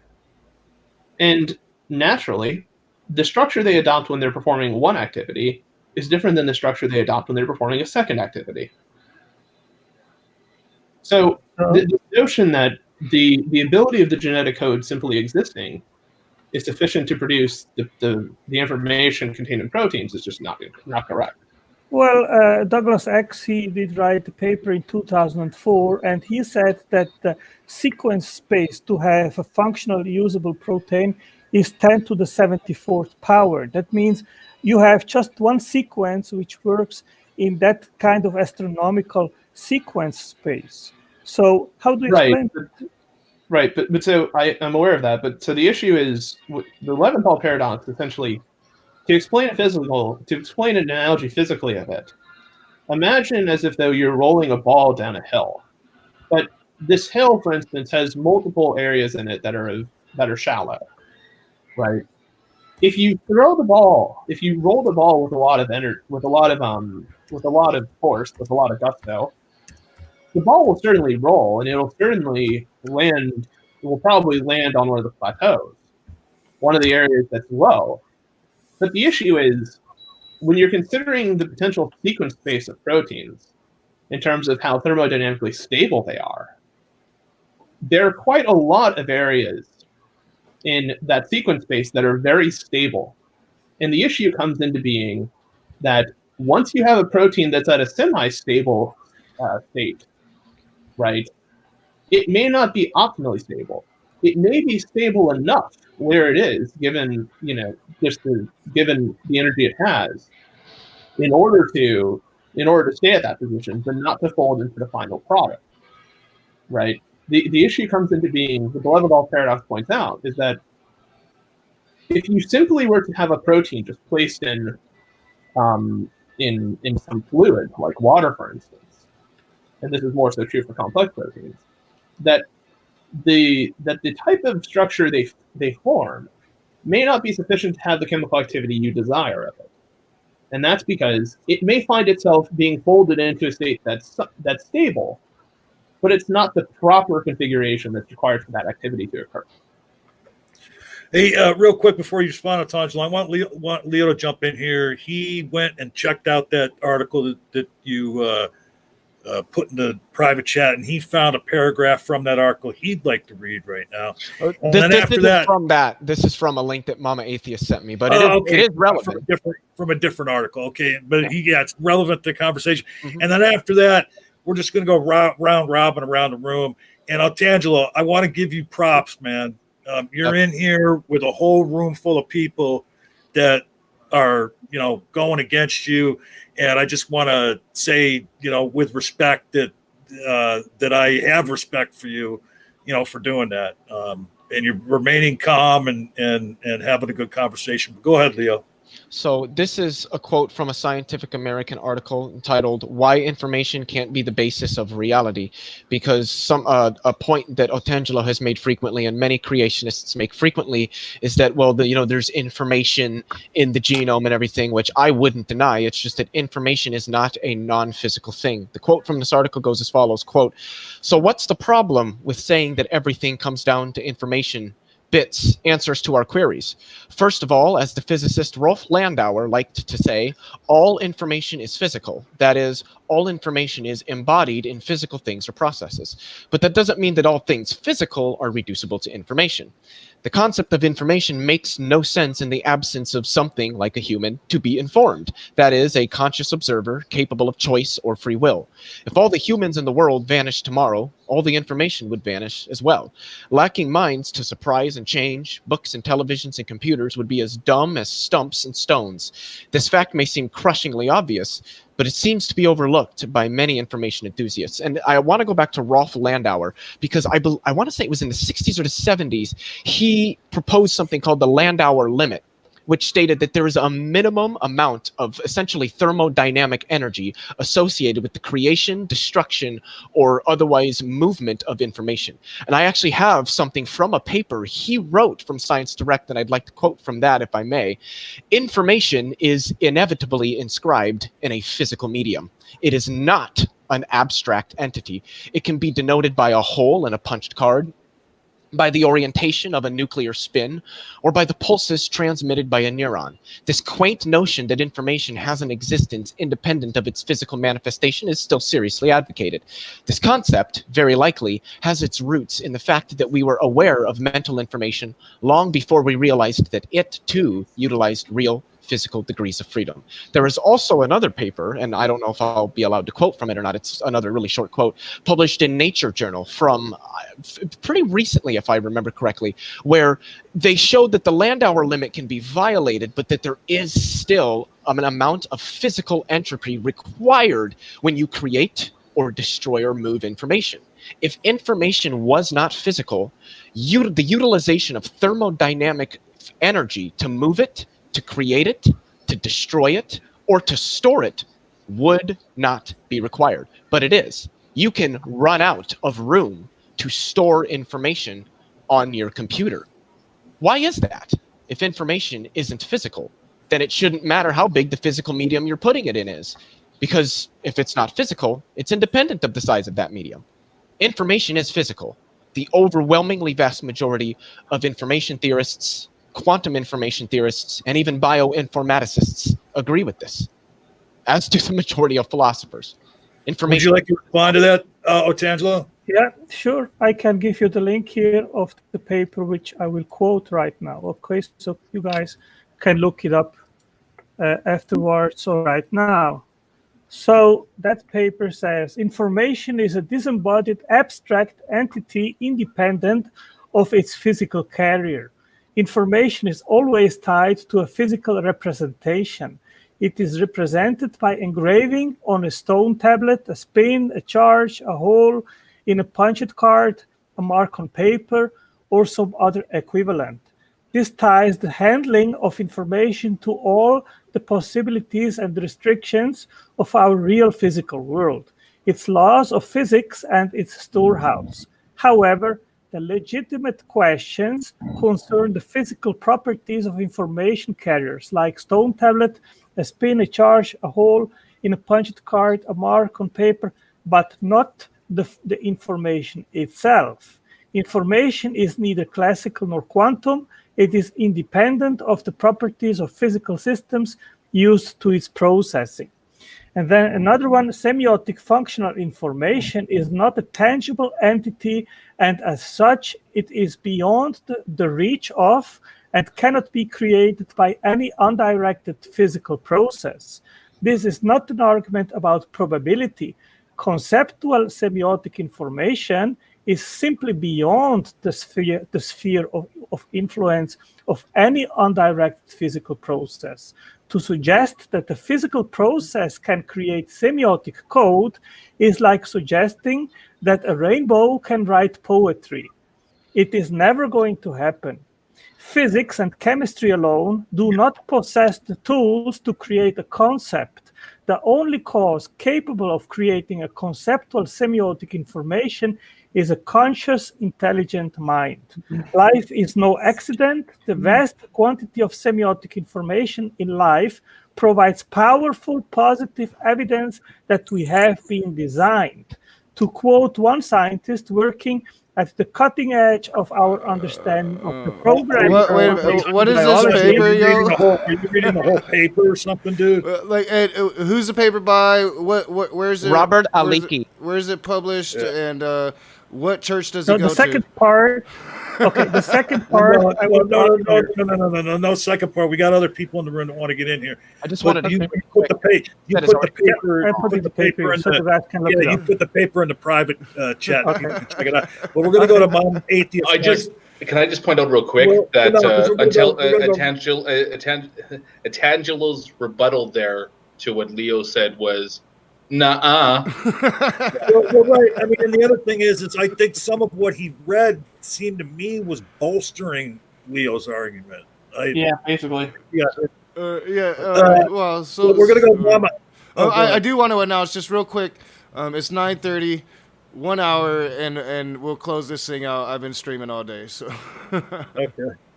So yeah, we're just gonna go round robin. You know, and again, though, Tangelo, props out the ass for you know dealing with everybody here, but Mama Atheist, and just everybody take a turn, and just don't go on and on. Have like a little short interaction with them, and we'll get around the room and get everybody in. Go ahead, Mama. Yaki worked under Oppenheimer, okay, and he built this theory, this information theory, off of, I think it was I can't remember the name of the physicist, something Shannon or something, like the 1940s. This was theoretical biophysicist or biophysics, period. Since then, since the time of fucking Oppenheimer, we have expanded and been able to disprove this information theory over and over and over again. Have you taken any time whatsoever to read any of those papers or scientists since then? Maybe you should. That's we have not disproved it. We have just expanded it. It's not just a statistical information, which was basically what he made a theory for. But now it is also syntax and semantics, and we see all that in DNA as well. And of course, that hasn't disproved anything of what I said. Actually, it bolsters. And plus, it's just such a leap of this cognitive dissonance between here's this information. It has to have been made by someone. There is just no connection there. There is no proof. Or someone or something. Hey, go ahead, Lisa. Jump in here. If you have anything. First of all, I want to know why you're using something from 1948. Can't you use something from this century? No, the paper that I quoted is, as far as I know, I think it's from 2005 or so. Yes, but you quoted something from 1948. I'm not sure. I have to check from when the paper was written. Okay. And no, the paper is from 2003, I think. I don't know. Anyway, that's not the point. The point is, you put a quote up there that is it's from 2005. Okay, I quote from something from 2005. But you put a quote up there that is from 1948. That is a long fucking time ago. You need to come up with something from this century. Well, I mean, the relativity theory from Einstein was started in 1905, so the age of a theory is irrelevant. It has verification for it. It's been consistently. What I wrote has not lost meaning or relevance. It is part of information theory. I mean, no, it's not really. Shannon, he came up with statistics. I mean, Shannon came up in 1948 with statistics, but of course that is just one aspect of information. There is also syntax and semantics, and this is all what we see actually in DNA. No, that's my point. My point is, it is not information. This is what you are not getting. It is biochemical reactions. That is not information. And we know that water, which is H2O, can come together on its own. Okay, we have 2 hydrogen, 1 oxygen. That's water. Okay, so why can't biochemicals come together on their own? This is what you're not addressing. This is what we are trying to say to you that you are not addressing, and you probably don't even think about it because you have this thing in your mind where you just think that, oh, we're here, therefore God. No, that's not acceptable. Okay, Lisa, I've just quoted in the private chat here a paper from Royal Society Publishing, DNA is Information. I will just quote: the biological significance of DNA lies in the role it plays as a carrier of information, especially across generations of reproducing organisms and within cells, as a coded repository of system specification and stability. So that directly opposes and contradicts and refutes your claim. Well, let me jump in here real quick, and we're going to get back to you, Immutable. I think what you're missing about Lisa's point is she's saying that these are biochemicals that are interacting with one another. The information comes in when human brains explain that process. And as they talk about it, as they talk about the explanation for that process throughout time, they use colloquial terminology in a different way. So when they say information, they're not saying the thing, the process that they're talking about actually holds the information. They're saying that human minds analyze that process and call it information because that's the way we explain it. I mean, you're missing that point. No, it's not wrong. Yeah, it's wrong, John. It's wrong. No, it's wrong. And I can explain. I can explain to you why. Wait. Is there information in the universe that is not contained within human minds? Sorry? Is there information in the universe that is not contained or generated by human minds? Yes. What? No, there isn't. Of course there is. No, there's not. Can you give an example? Yeah, where's there an example? Yeah, go ahead. Give an example. Okay, the digital nature of biological information. The value of having an entire genome sequence is that one can initiate the study of a biological system with a precisely definable digital core of information for that organism, a fully delineated genetic source code. Reading quotes. Angela, we just went over this. This constant just looking shit up and reading from what other people have said, that's not answering our questions at all. Okay, I will answer your question. Wait. I posed a question to you, and you answered the affirmative that there is information in the universe independent of human minds. Correct. Okay. And Immutable asked you, wait a minute, Immutable asked you for an example of that, and you did what Mama said. You went on reading something. Just simply give him an example of where there's information in the universe that is not generated or contained. All right, I'll give it to you.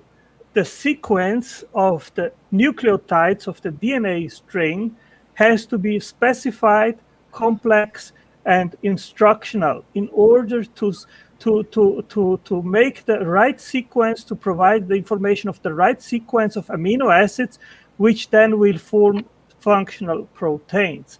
That sequence is information, and this is generally acknowledged in You're all making a claim. biology. You're not giving an example, dude. You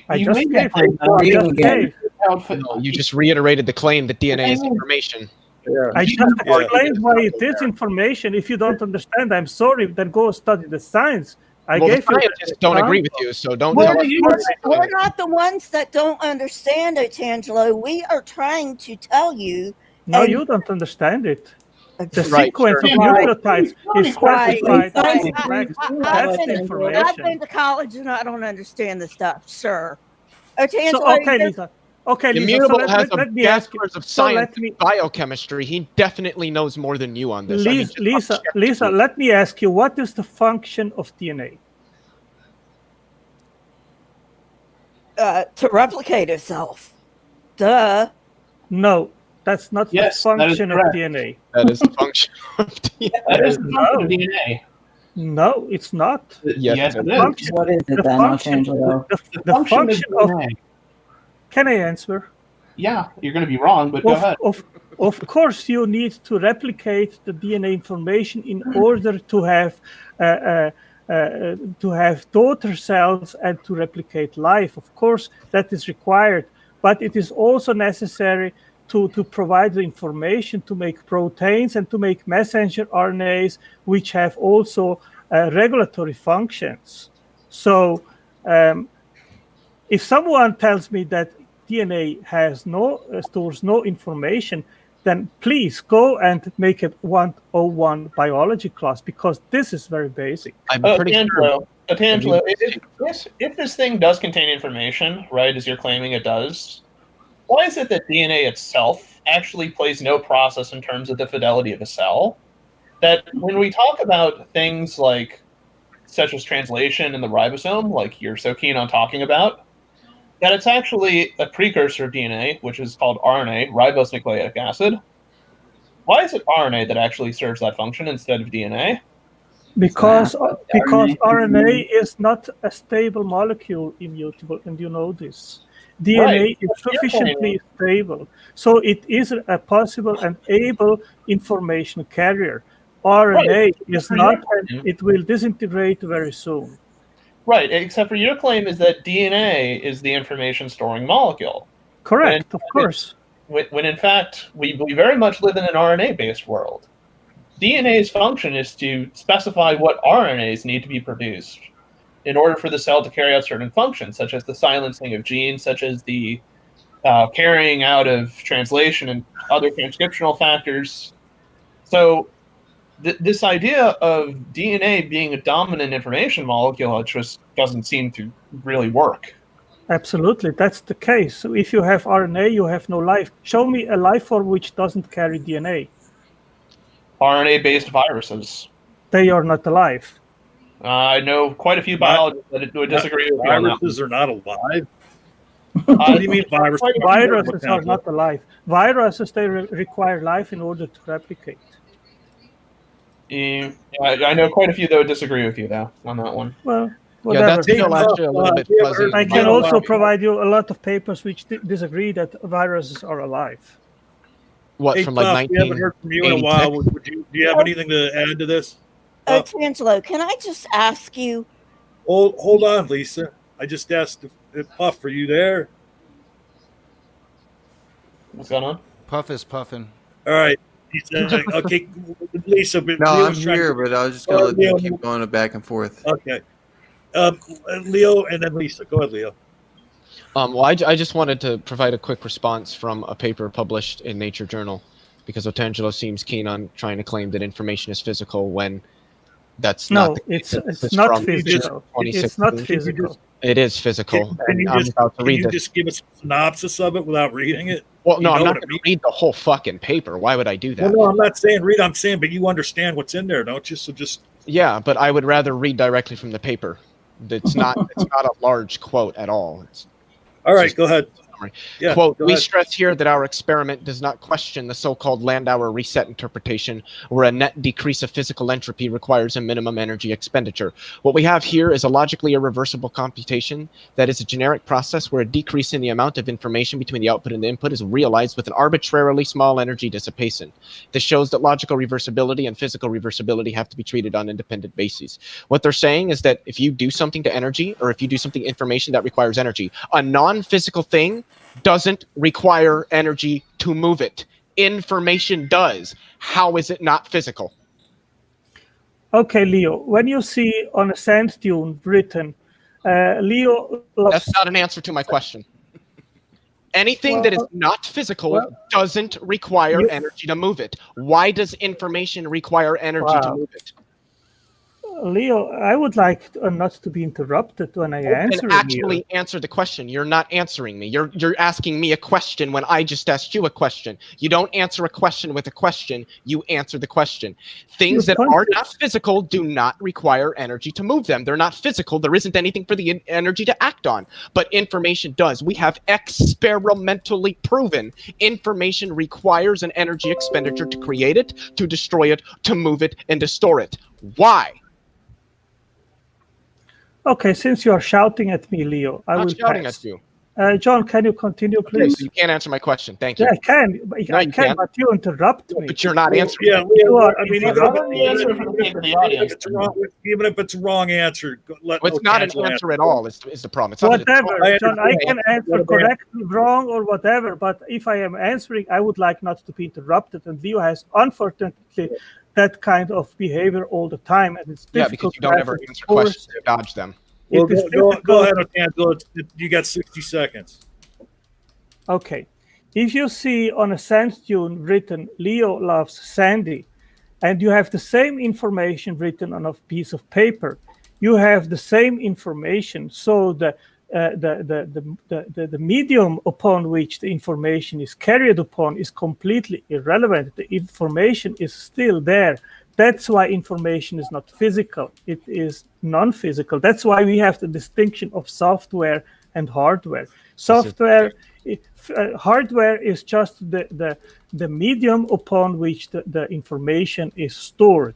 But the software is actually not physical. Yes, it is. How did wait a minute? Hold on, Software is Otangelo. I'm going to stop you right there. Hold on. How did the information get on the piece of paper, Otangelo? People with intelligence write it either on a piece of paper or on a sand dune. It is always based on intelligence. Wait. Stop right there. You answered that question. Now answer this question. When someone writes something on a piece of paper, what are they expending from their body? Oh, energy, yes. Okay. So what? What was it? What did you say? Yeah, energy. So what? Oh, energy. Oh, okay. So information isn't physical. By the way, that was what he responded with was just another assertion. It wasn't an answer. Right, Non-physical things don't require energy to move them. Information does. Why? Yeah. Okay, can I speak? Yeah. Go ahead. Okay, thanks. Otangelo, you've been pretty respectful, and I respect you for that. You're in a room full of atheists, and, you've been pretty respectful. But I want to give you a kind of a friendly suggestion. You keep quoting from these papers, but it doesn't seem to me like you really understand what you're quoting. So what you need to do, or what you should do, is make sure you understand what the paper is saying. before you start trying to get in a conversation with us. Because Okay, Lisa. quoting a paper. So your claim is that DNA does not store information. Is that correct? Why don't you speak to what she's actually saying to you, Tangelo, instead of skipping over what she's Yes. bringing up? I am directly responding to what she's saying. So, not really. Your claim, Lisa, is that DNA does not store information. Is that correct? Not what she was talking about. We're off that topic. I am telling what the topic is right now is you should, before you start quoting these papers, you should read them and make sure that you understand what they are talking about. So what makes you believe that I don't understand them? Because you don't. I'm not even going to answer that one. Yeah. Mama Atheist, you're next if you have anything to say. I think we're missing the bigger issue here. It's not about, DNA as information or it being information as being physical or whatnot. I still cannot get over this logical leap, because even if all of that were true, all of what Tangelo is claiming is true, which we have shown again and again is not, even if it were true, where is the proof that it has to be a creator and that it is God that puts this that writes this code? There is nothing there that says that. There is no connection there. There is this huge gap in logic that you're just completely skipping over. Okay, and Mama. I'd really like you to speak I will. to that. I will try just to. add to what, hold on. Just add to what she said. It's maybe to dumb it down to my stupidity level and maybe make it clearer for you is like what Mama Atheist is saying. We will grant every premise you've thrown out there, but the chasm between your premises and the conclusion that it's a God, and it's your God, is so fucking huge that you couldn't even leap over it with a Millennial Falcon. I mean, you couldn't. You'd be traveling for years to get from your premises to it's my God, is basically what she's saying. So, how do you go from, and we're telling you all your premises, we're going to grant them, but then how does that lead you to God, your God?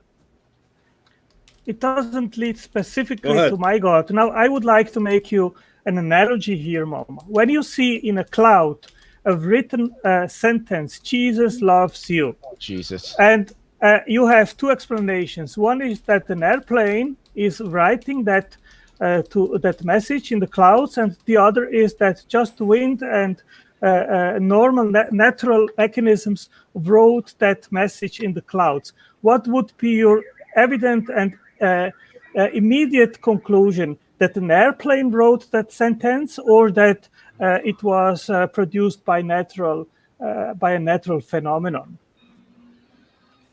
Who was that question to? To Mama. Oh, Mama.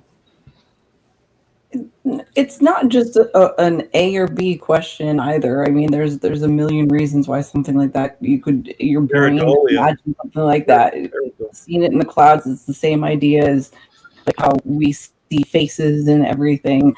You're again boiling it down to these simple points. It's either this or this, but that does not speak to this, like John said, this huge chasm between what you are putting forward and then leaping to, well, so it's God. It has to be a creator, and it's my God.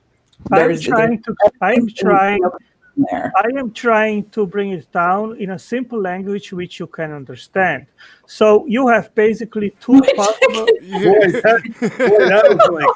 You are talking to scientists, and you've got to know who the fuck I am, Okay, most of us are ex-Christians, so that works for me, Antangelo, not everybody else. But may I address Antangelo again? Certainly. please, I get tired of people, and it's not just you, okay? So I'm not singling you out. I get tired of people who run to an article and pick a quote and can't even explain what the quote means.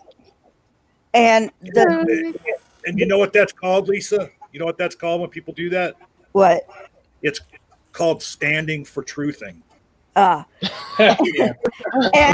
the other thing I wanted to ask, have you ever heard of a phenomenon called pareidolia? Ah, yes. I just brought that up. No. Well, okay.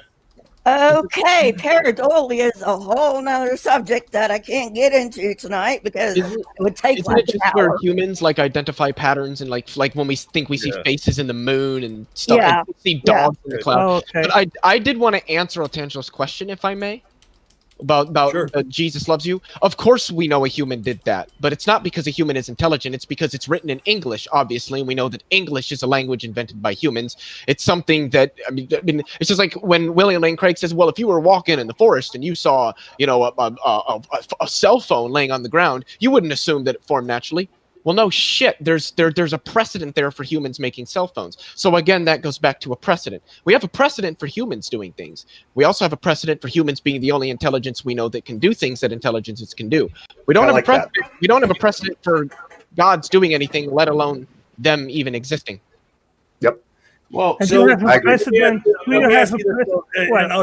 Wait. What's Angelo? So, and if it had been God who did that to the cloud, wouldn't it say, "I love you"? My point is entire. Never mind. I have an entirely different point on that. Leophilius, I would like to answer to you. So we know that minds make watches, minds make blueprints, minds make computers, minds make machines, make factories, make transistors, make turbines, make energy plants, all that kind of stuff. Do we have? I am just asking. Do you know of any mechanism which is not intelligence which can make all these devices? Yes or no? Some of them, yeah. For example, what? Like transistors appear in nature. Machines, like ion machines, appear in nature. Yeah, there's a lot of stuff. I asked you. Airplanes appear in nature. I'm asking about the mechanism. I'm not asking you. The mechanism would be electromagnetism. The force of electromagnetism can make a lot of that stuff, like transistors, like electricity, like ion machines. Yeah. Nature can do those. Wow, you're responding. You don't have to agree. You don't have to agree, but you would mention transistors. You would mention machines. Ion machines literally occur in nature. Literally, they occur in nature, not made by humans. Same with transistors. Same with electrical systems. All that stuff. But Leo, God made those. Can I speak real quick? Go ahead. You haven't been speaking for a while. Go ahead. Well, I'm asking Mama because she had her hand raised. Oh, go ahead. Okay. So wait a second. So the 5 most simple machines, right? Any one of them, were they discovered or were they invented? Who's that question? Otangelo. What kind of machines are you talking about? The 5 most basic. The 5 base machines. Levers, pulleys, wedges. Inclined planes.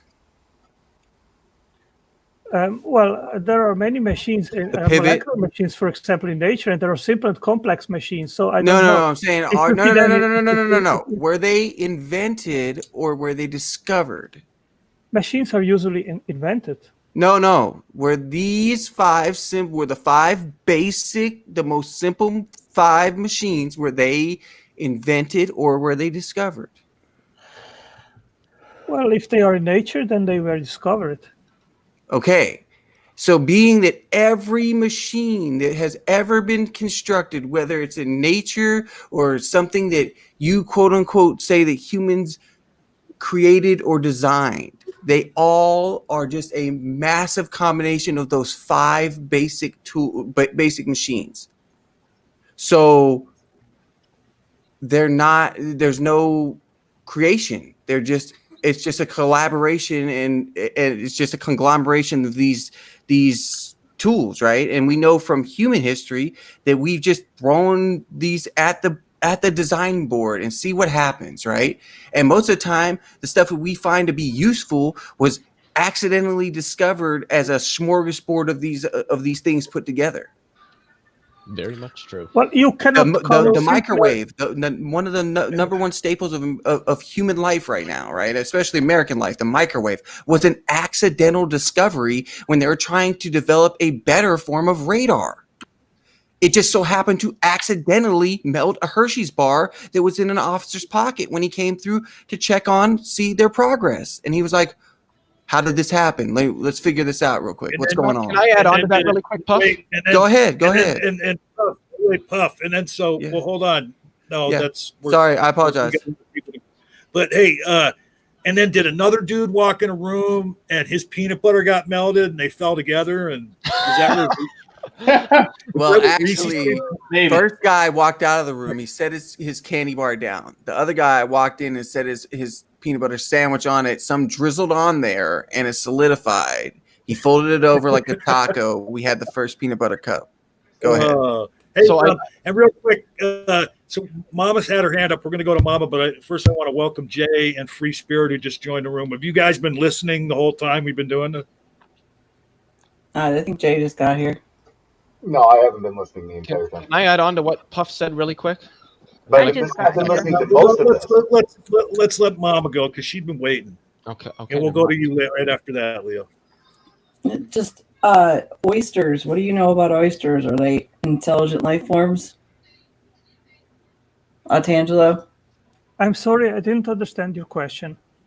Oysters. What do you know about oysters? Are they intelligent life forms? I don't know. No, they're not. But what do they create? Yes, I think that all life forms have been created by God. No. Oysters create pearls. Yes. They're not intelligent life forms in and of themselves. Yeah, okay. There's just a example of how something can be created. Created without intelligence behind it. Yeah, absolutely. That's all I wanted to say. Yeah, of course. That's spot on. I mean, animals, they can create different sort of things. So I don't know your point. Nothing can be created without an intelligence. Okay. Tangela, her point is that oysters make pearls. Okay? Oysters make pearls. Oysters are not intelligent. So how can you make the syllogism then that something intelligent had to create the universe when oysters create pearls and they are not intelligent? Well, maybe Lisa, if you don't know, but probably each single cell has also some sort of intelligence, and I can back it up. Okay, you can't start and argue with maybe. Well, it's possible. Sir, I think can I say real quick? I just think that we have finally rooted out that you lean too heavily on your accent, my friend. You're not nearly as intelligent as your accent belies, and you use a lot of $25 words with that accent to sound really, really smart. If I were you, I would just cut and run on this whole creationism thing, right? Like, let's just cut and run on that. Well, you've just move on to narrating small documentaries, man. You can make a fortune. I mean, keep your little personal attack for yourself. Another thrown his shade. We'll go to Leo. Tangelo, you've been a really good sport. I put it in the chat. It's kind of unfortunate that you came in the room tonight because this room is oddly suited for a person that's going to bring your type of arguments. Yeah, look at what we got here. We got Leo. We got a beautiful. We got Mama Atheist. We got Lisa for Truth. We got not caught me in here. Not caught me into this group. No. But yeah, I mean, you picked the wrong. But honest to God, I have so much respect for you now. Not for your ideas, but I have respect for you, Tangelo. Like, very, very high respect for how you're handling this. But go ahead, Leo. You're next. So the point that I wanted to make, like 5 minutes ago, was what Puff was saying. We know that microwaves are machines, and we know that they're created by an intelligence, and we know that they produce microwaves. Does that mean that only an intelligence can make something that makes microwaves? Probably not. Okay, yeah, of course not, because microwaves occur. The sun is making microwaves right now. Okay. The sun also crafts elements, new elements. Would you call a star a factory? Astrophysicists call stars factories. Okay, if they do, my whatever. question is, because you say that biologists always call cells factories. Well, a lot of astrophysicists call stars factories. Are stars literally factories, or is that just a useful analogy? I think I gave you an explanation what factory means. It means from Latin fabricare or making. Yeah, but that's a genetic fallacy. It doesn't matter what the word originated as. It matters what it means today in modern language. So, going off of what the word factory means today, is a star literally a factory? Well, it's literally a forge. It can be it can be used as an analogy that it is just like with cells. Thank you very much. Oh. That's all he was saying. Think whatever you want. I don't care really. That's fine. Jay, are you trying to get in here? I think Immutable wanted. Yeah. Free Spirit has their hand up. Oh, my bad. Let her go first then. Go ahead, Free. Oh, that's right. Freeze. We haven't been doing that tonight. I'm sorry I missed seeing that. But yeah, go ahead, Free. You mean this? You guys haven't been doing this? Yeah, everybody, you're supposed to put sometimes we do it where you put the word hand in the chat, but Jay usually flips me off or writes penis or something like that when he wants to say something. But go ahead, Free. Can you hear me okay? Yes. Yep. Okay, I just came in, so I'm trying to get caught up. So this is for Otagio. Is that how you pronounce your name? I'm sorry if I... Otangelo. Otangelo. Okay. Sorry. Or we just call him Yellow sometimes. Good evening. Hi. Good evening. Hi. Okay, so you're a Christian? Yeah. Yes. Okay. And... All right, I'm trying to be respectful here. Now, what type of Christian are you? I am an evangelical Christian. So you believe Jesus is God? Yeah. And who told you this? The Bible. Who showed you the Bible? Yeah. No, who showed you the Bible? Who gave it to you? I think the first Bible I bought it when I was a teenager in Switzerland. I'm Swiss. I'm sorry, how old were you? I was a teenager. I think I was 15 or so. Okay, did you hear about Jesus before you got the Bible? Yes, I've been raised as Catholic. Okay, so you were told who Jesus was before you read the Bible? I think, yes, in the Catholic Church we were taught already in catechism about Jesus, correct. Okay. Now, is there any way possible that you are not looking at the Bible as how it is written, but you're looking at it how you were told how it is written? Well, I have studied the Bible for quite some time. I'm a Christian, an evangelical Christian for 36 years. That has given me enough time to study about it and its origins, how it was composed, when the letters were written, and so forth. So I have studied all this a little bit.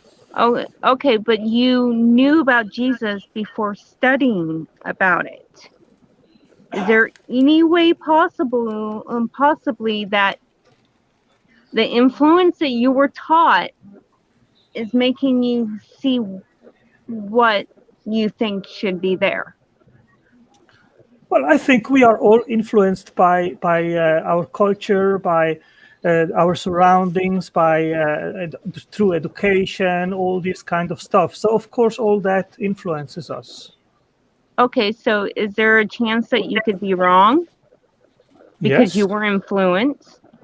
Yes, Okay. it's possible. All right. Wow. Is there a way that you can maybe look at the Bible as how it is written, and maybe not trying to put your faith down, but maybe just take what you have learned and been told your whole life, put it on the back burner, and open the Bible up like you've never heard about it, and this is the first time you've ever read it from start Sure. to finish? Well, I am always testing my faith, so you can do that, no problem. And if you can bring Okay, up but something can you which leave- actually Can you leave Jesus on the back burner when you read it? Don't let it influence you. What you've been taught, what you've learned, can you put that back burner and read it for yourself? I've done that. I've read the Bible for myself and studied it. Without Jesus. Well, Jesus is the center figure of the New Testament. She's asking you if you've ever examined the Bible without the presumption that it is true within a Christian framework. Yeah, you're doing more of a literary critique of it instead of going at it theologically. Well, of course, I have scrutinized if the Bible actually is consistent in every kind of form, archaeologically, historically, all that kind of stuff. That's an internal critique. Tangelo, do you know anything? And I'm not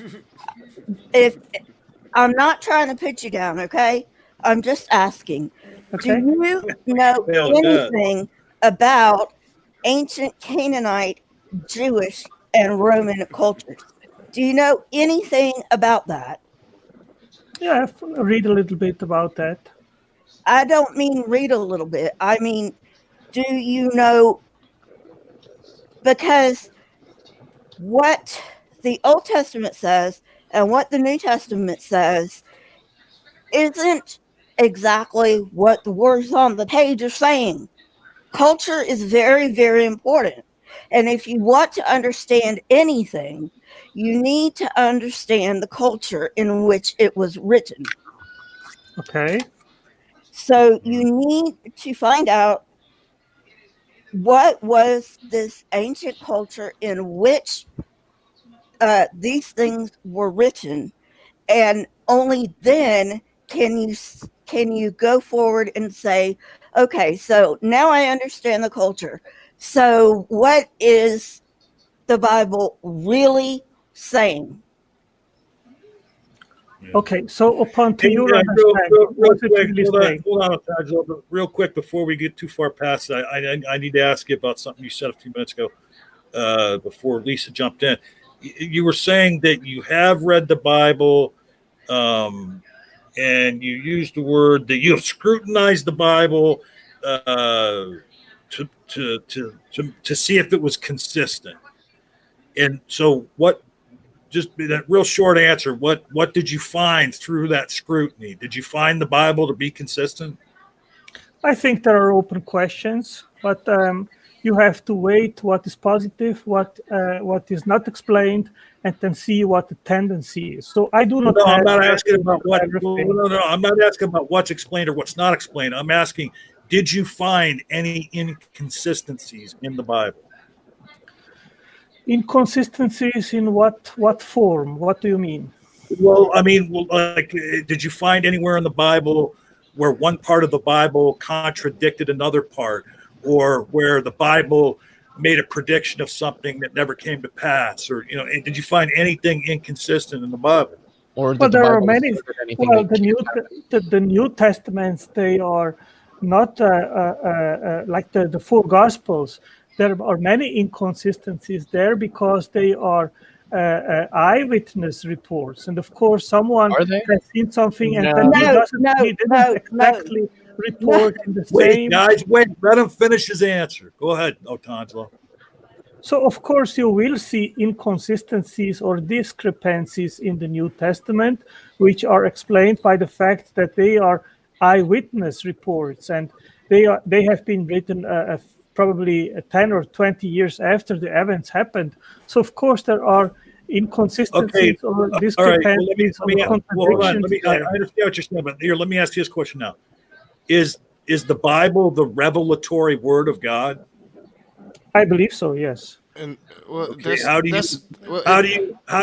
you coincide those two things that just came out of your mouth? The answer to my first question, and then you're saying it's the revelatory word of God. So how could there be inconsistencies? But go ahead, whoever.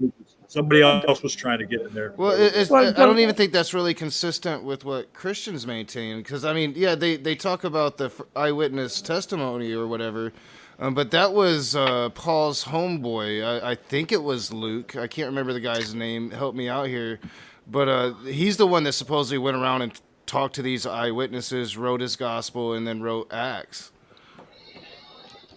Okay, Otangelo, the Gospels were not written by eyewitnesses. Definitely. That is a lie. The very first Gospel. Well, no, but that's not a lie. Wait a minute, hold on. I got to stop you, Lisa. That's not a lie. Lie goes to intent. He may have just misspoke, or he's making a claim that he believes to be true. No, I'm not talking about Otangelo lied. I'm talking about the church has lied to him. Oh, okay. Go ahead. The very first gospel that was written was Mark, and that was around 80 CE. Now, I think it was around 70, wasn't it? 70 or 70, 65, 70, somewhere in there. Yeah, it's around 70 or 80. Yeah, Marcus dated at around 70 CE. Well, that is the first gospel written. So no, they are not eyewitness accounts. Second of all, I disagree with you. If you believe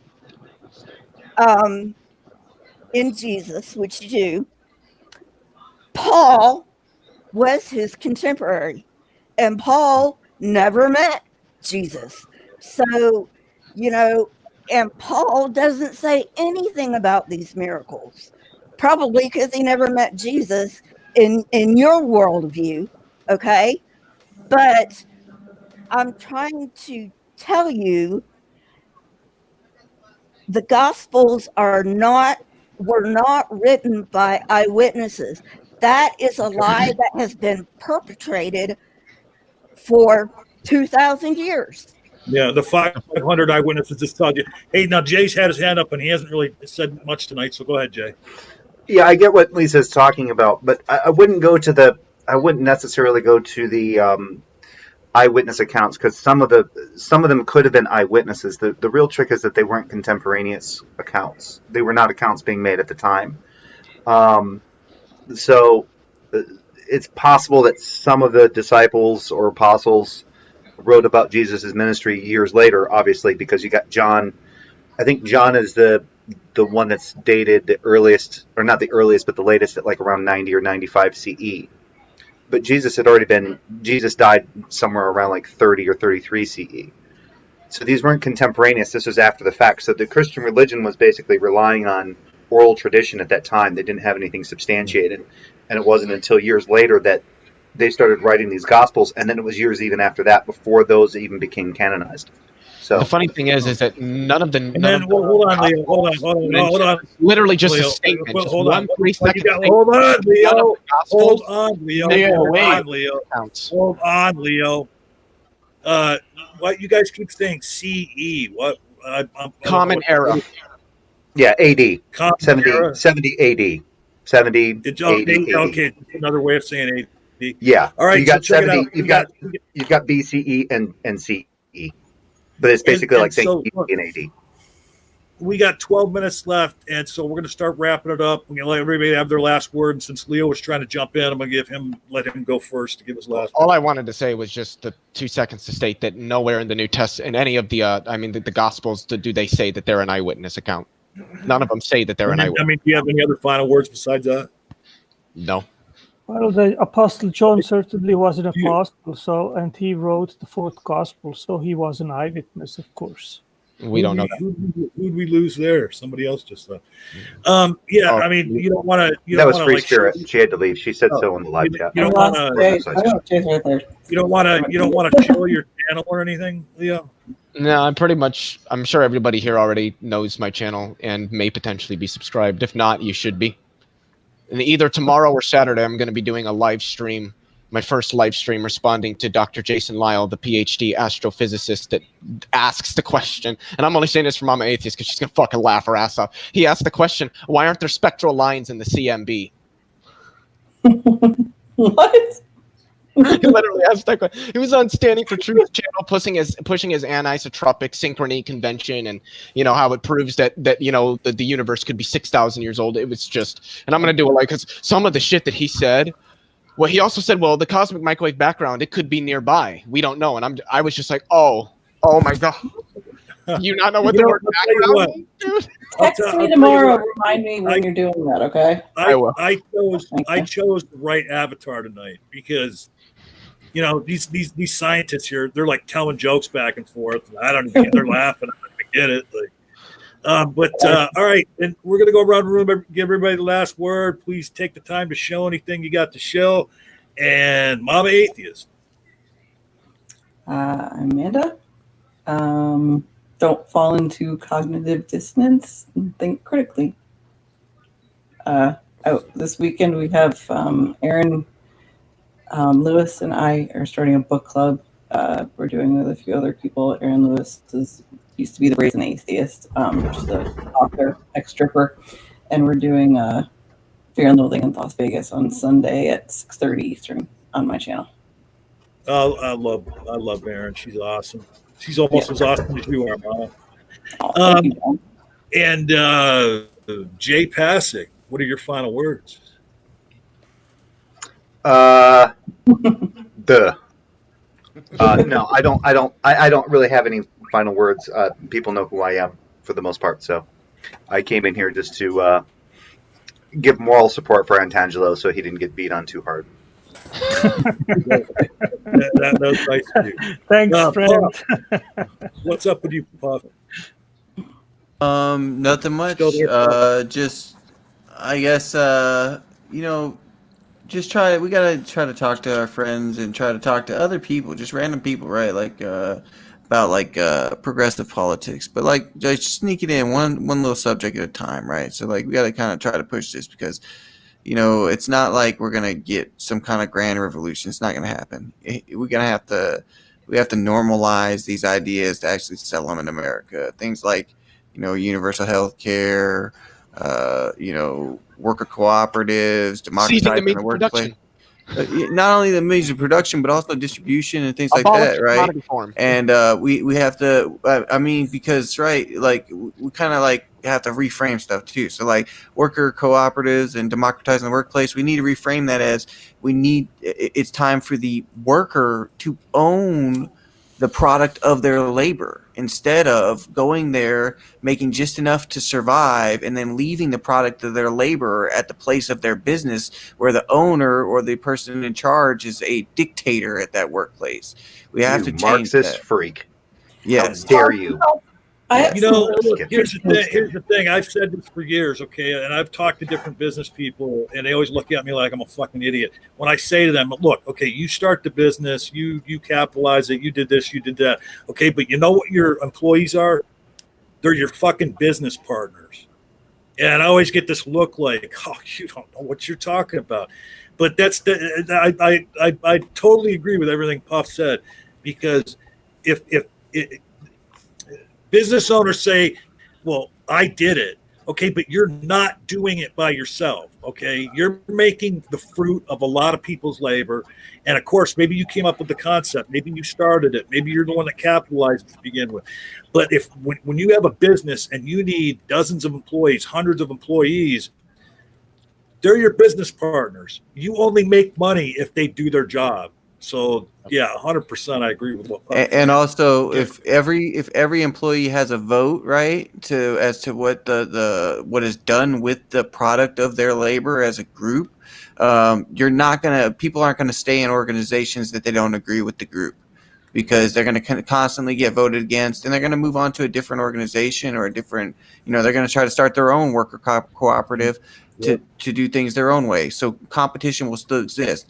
But in capitalism, when you have a competition for the winner, guess what? There can only be one winner. And when there's one winner over and over and over again, as will happen in capitalism, they swallow up all the losers eventually. And then you have one choice. I'll tell you what, we could have a whole stream just on this topic alone. And I think we should sometime. Schedule it with me sometime. I'd love to do it. Yeah, absolutely. Lisa for truth, your final words tonight. Let us know about you. Okay. First of all, Otangelo, you seem like a really nice guy. You just, I don't know. You got lied to. It's better than the fuck you give to Messenger Reveals, Lisa. So you're getting there. Well,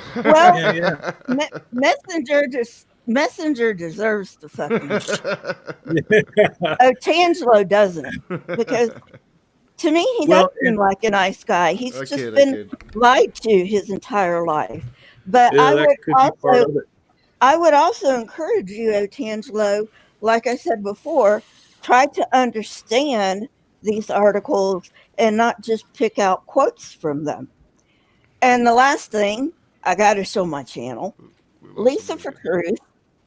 And so I will see you guys later. Bye. All right, Lisa, thank you so much for coming. And then we're going to let Otangelo, before me and Knock go, we're going to let Otangelo have his last words. And just once again, mad props to you, dude. You came into the Lion's Den and you held in there. So go ahead, Otangelo. Okay, if you guys don't know yet, I have 2 channels on YouTube. One is The God Talk. The second one is Intelligent Design Academy. Feel free to visit and eventually to subscribe. I'm open to have, like tonight, chats with atheists about worldview, origins, biology, philosophy, epistemology, whatever has to do with origins.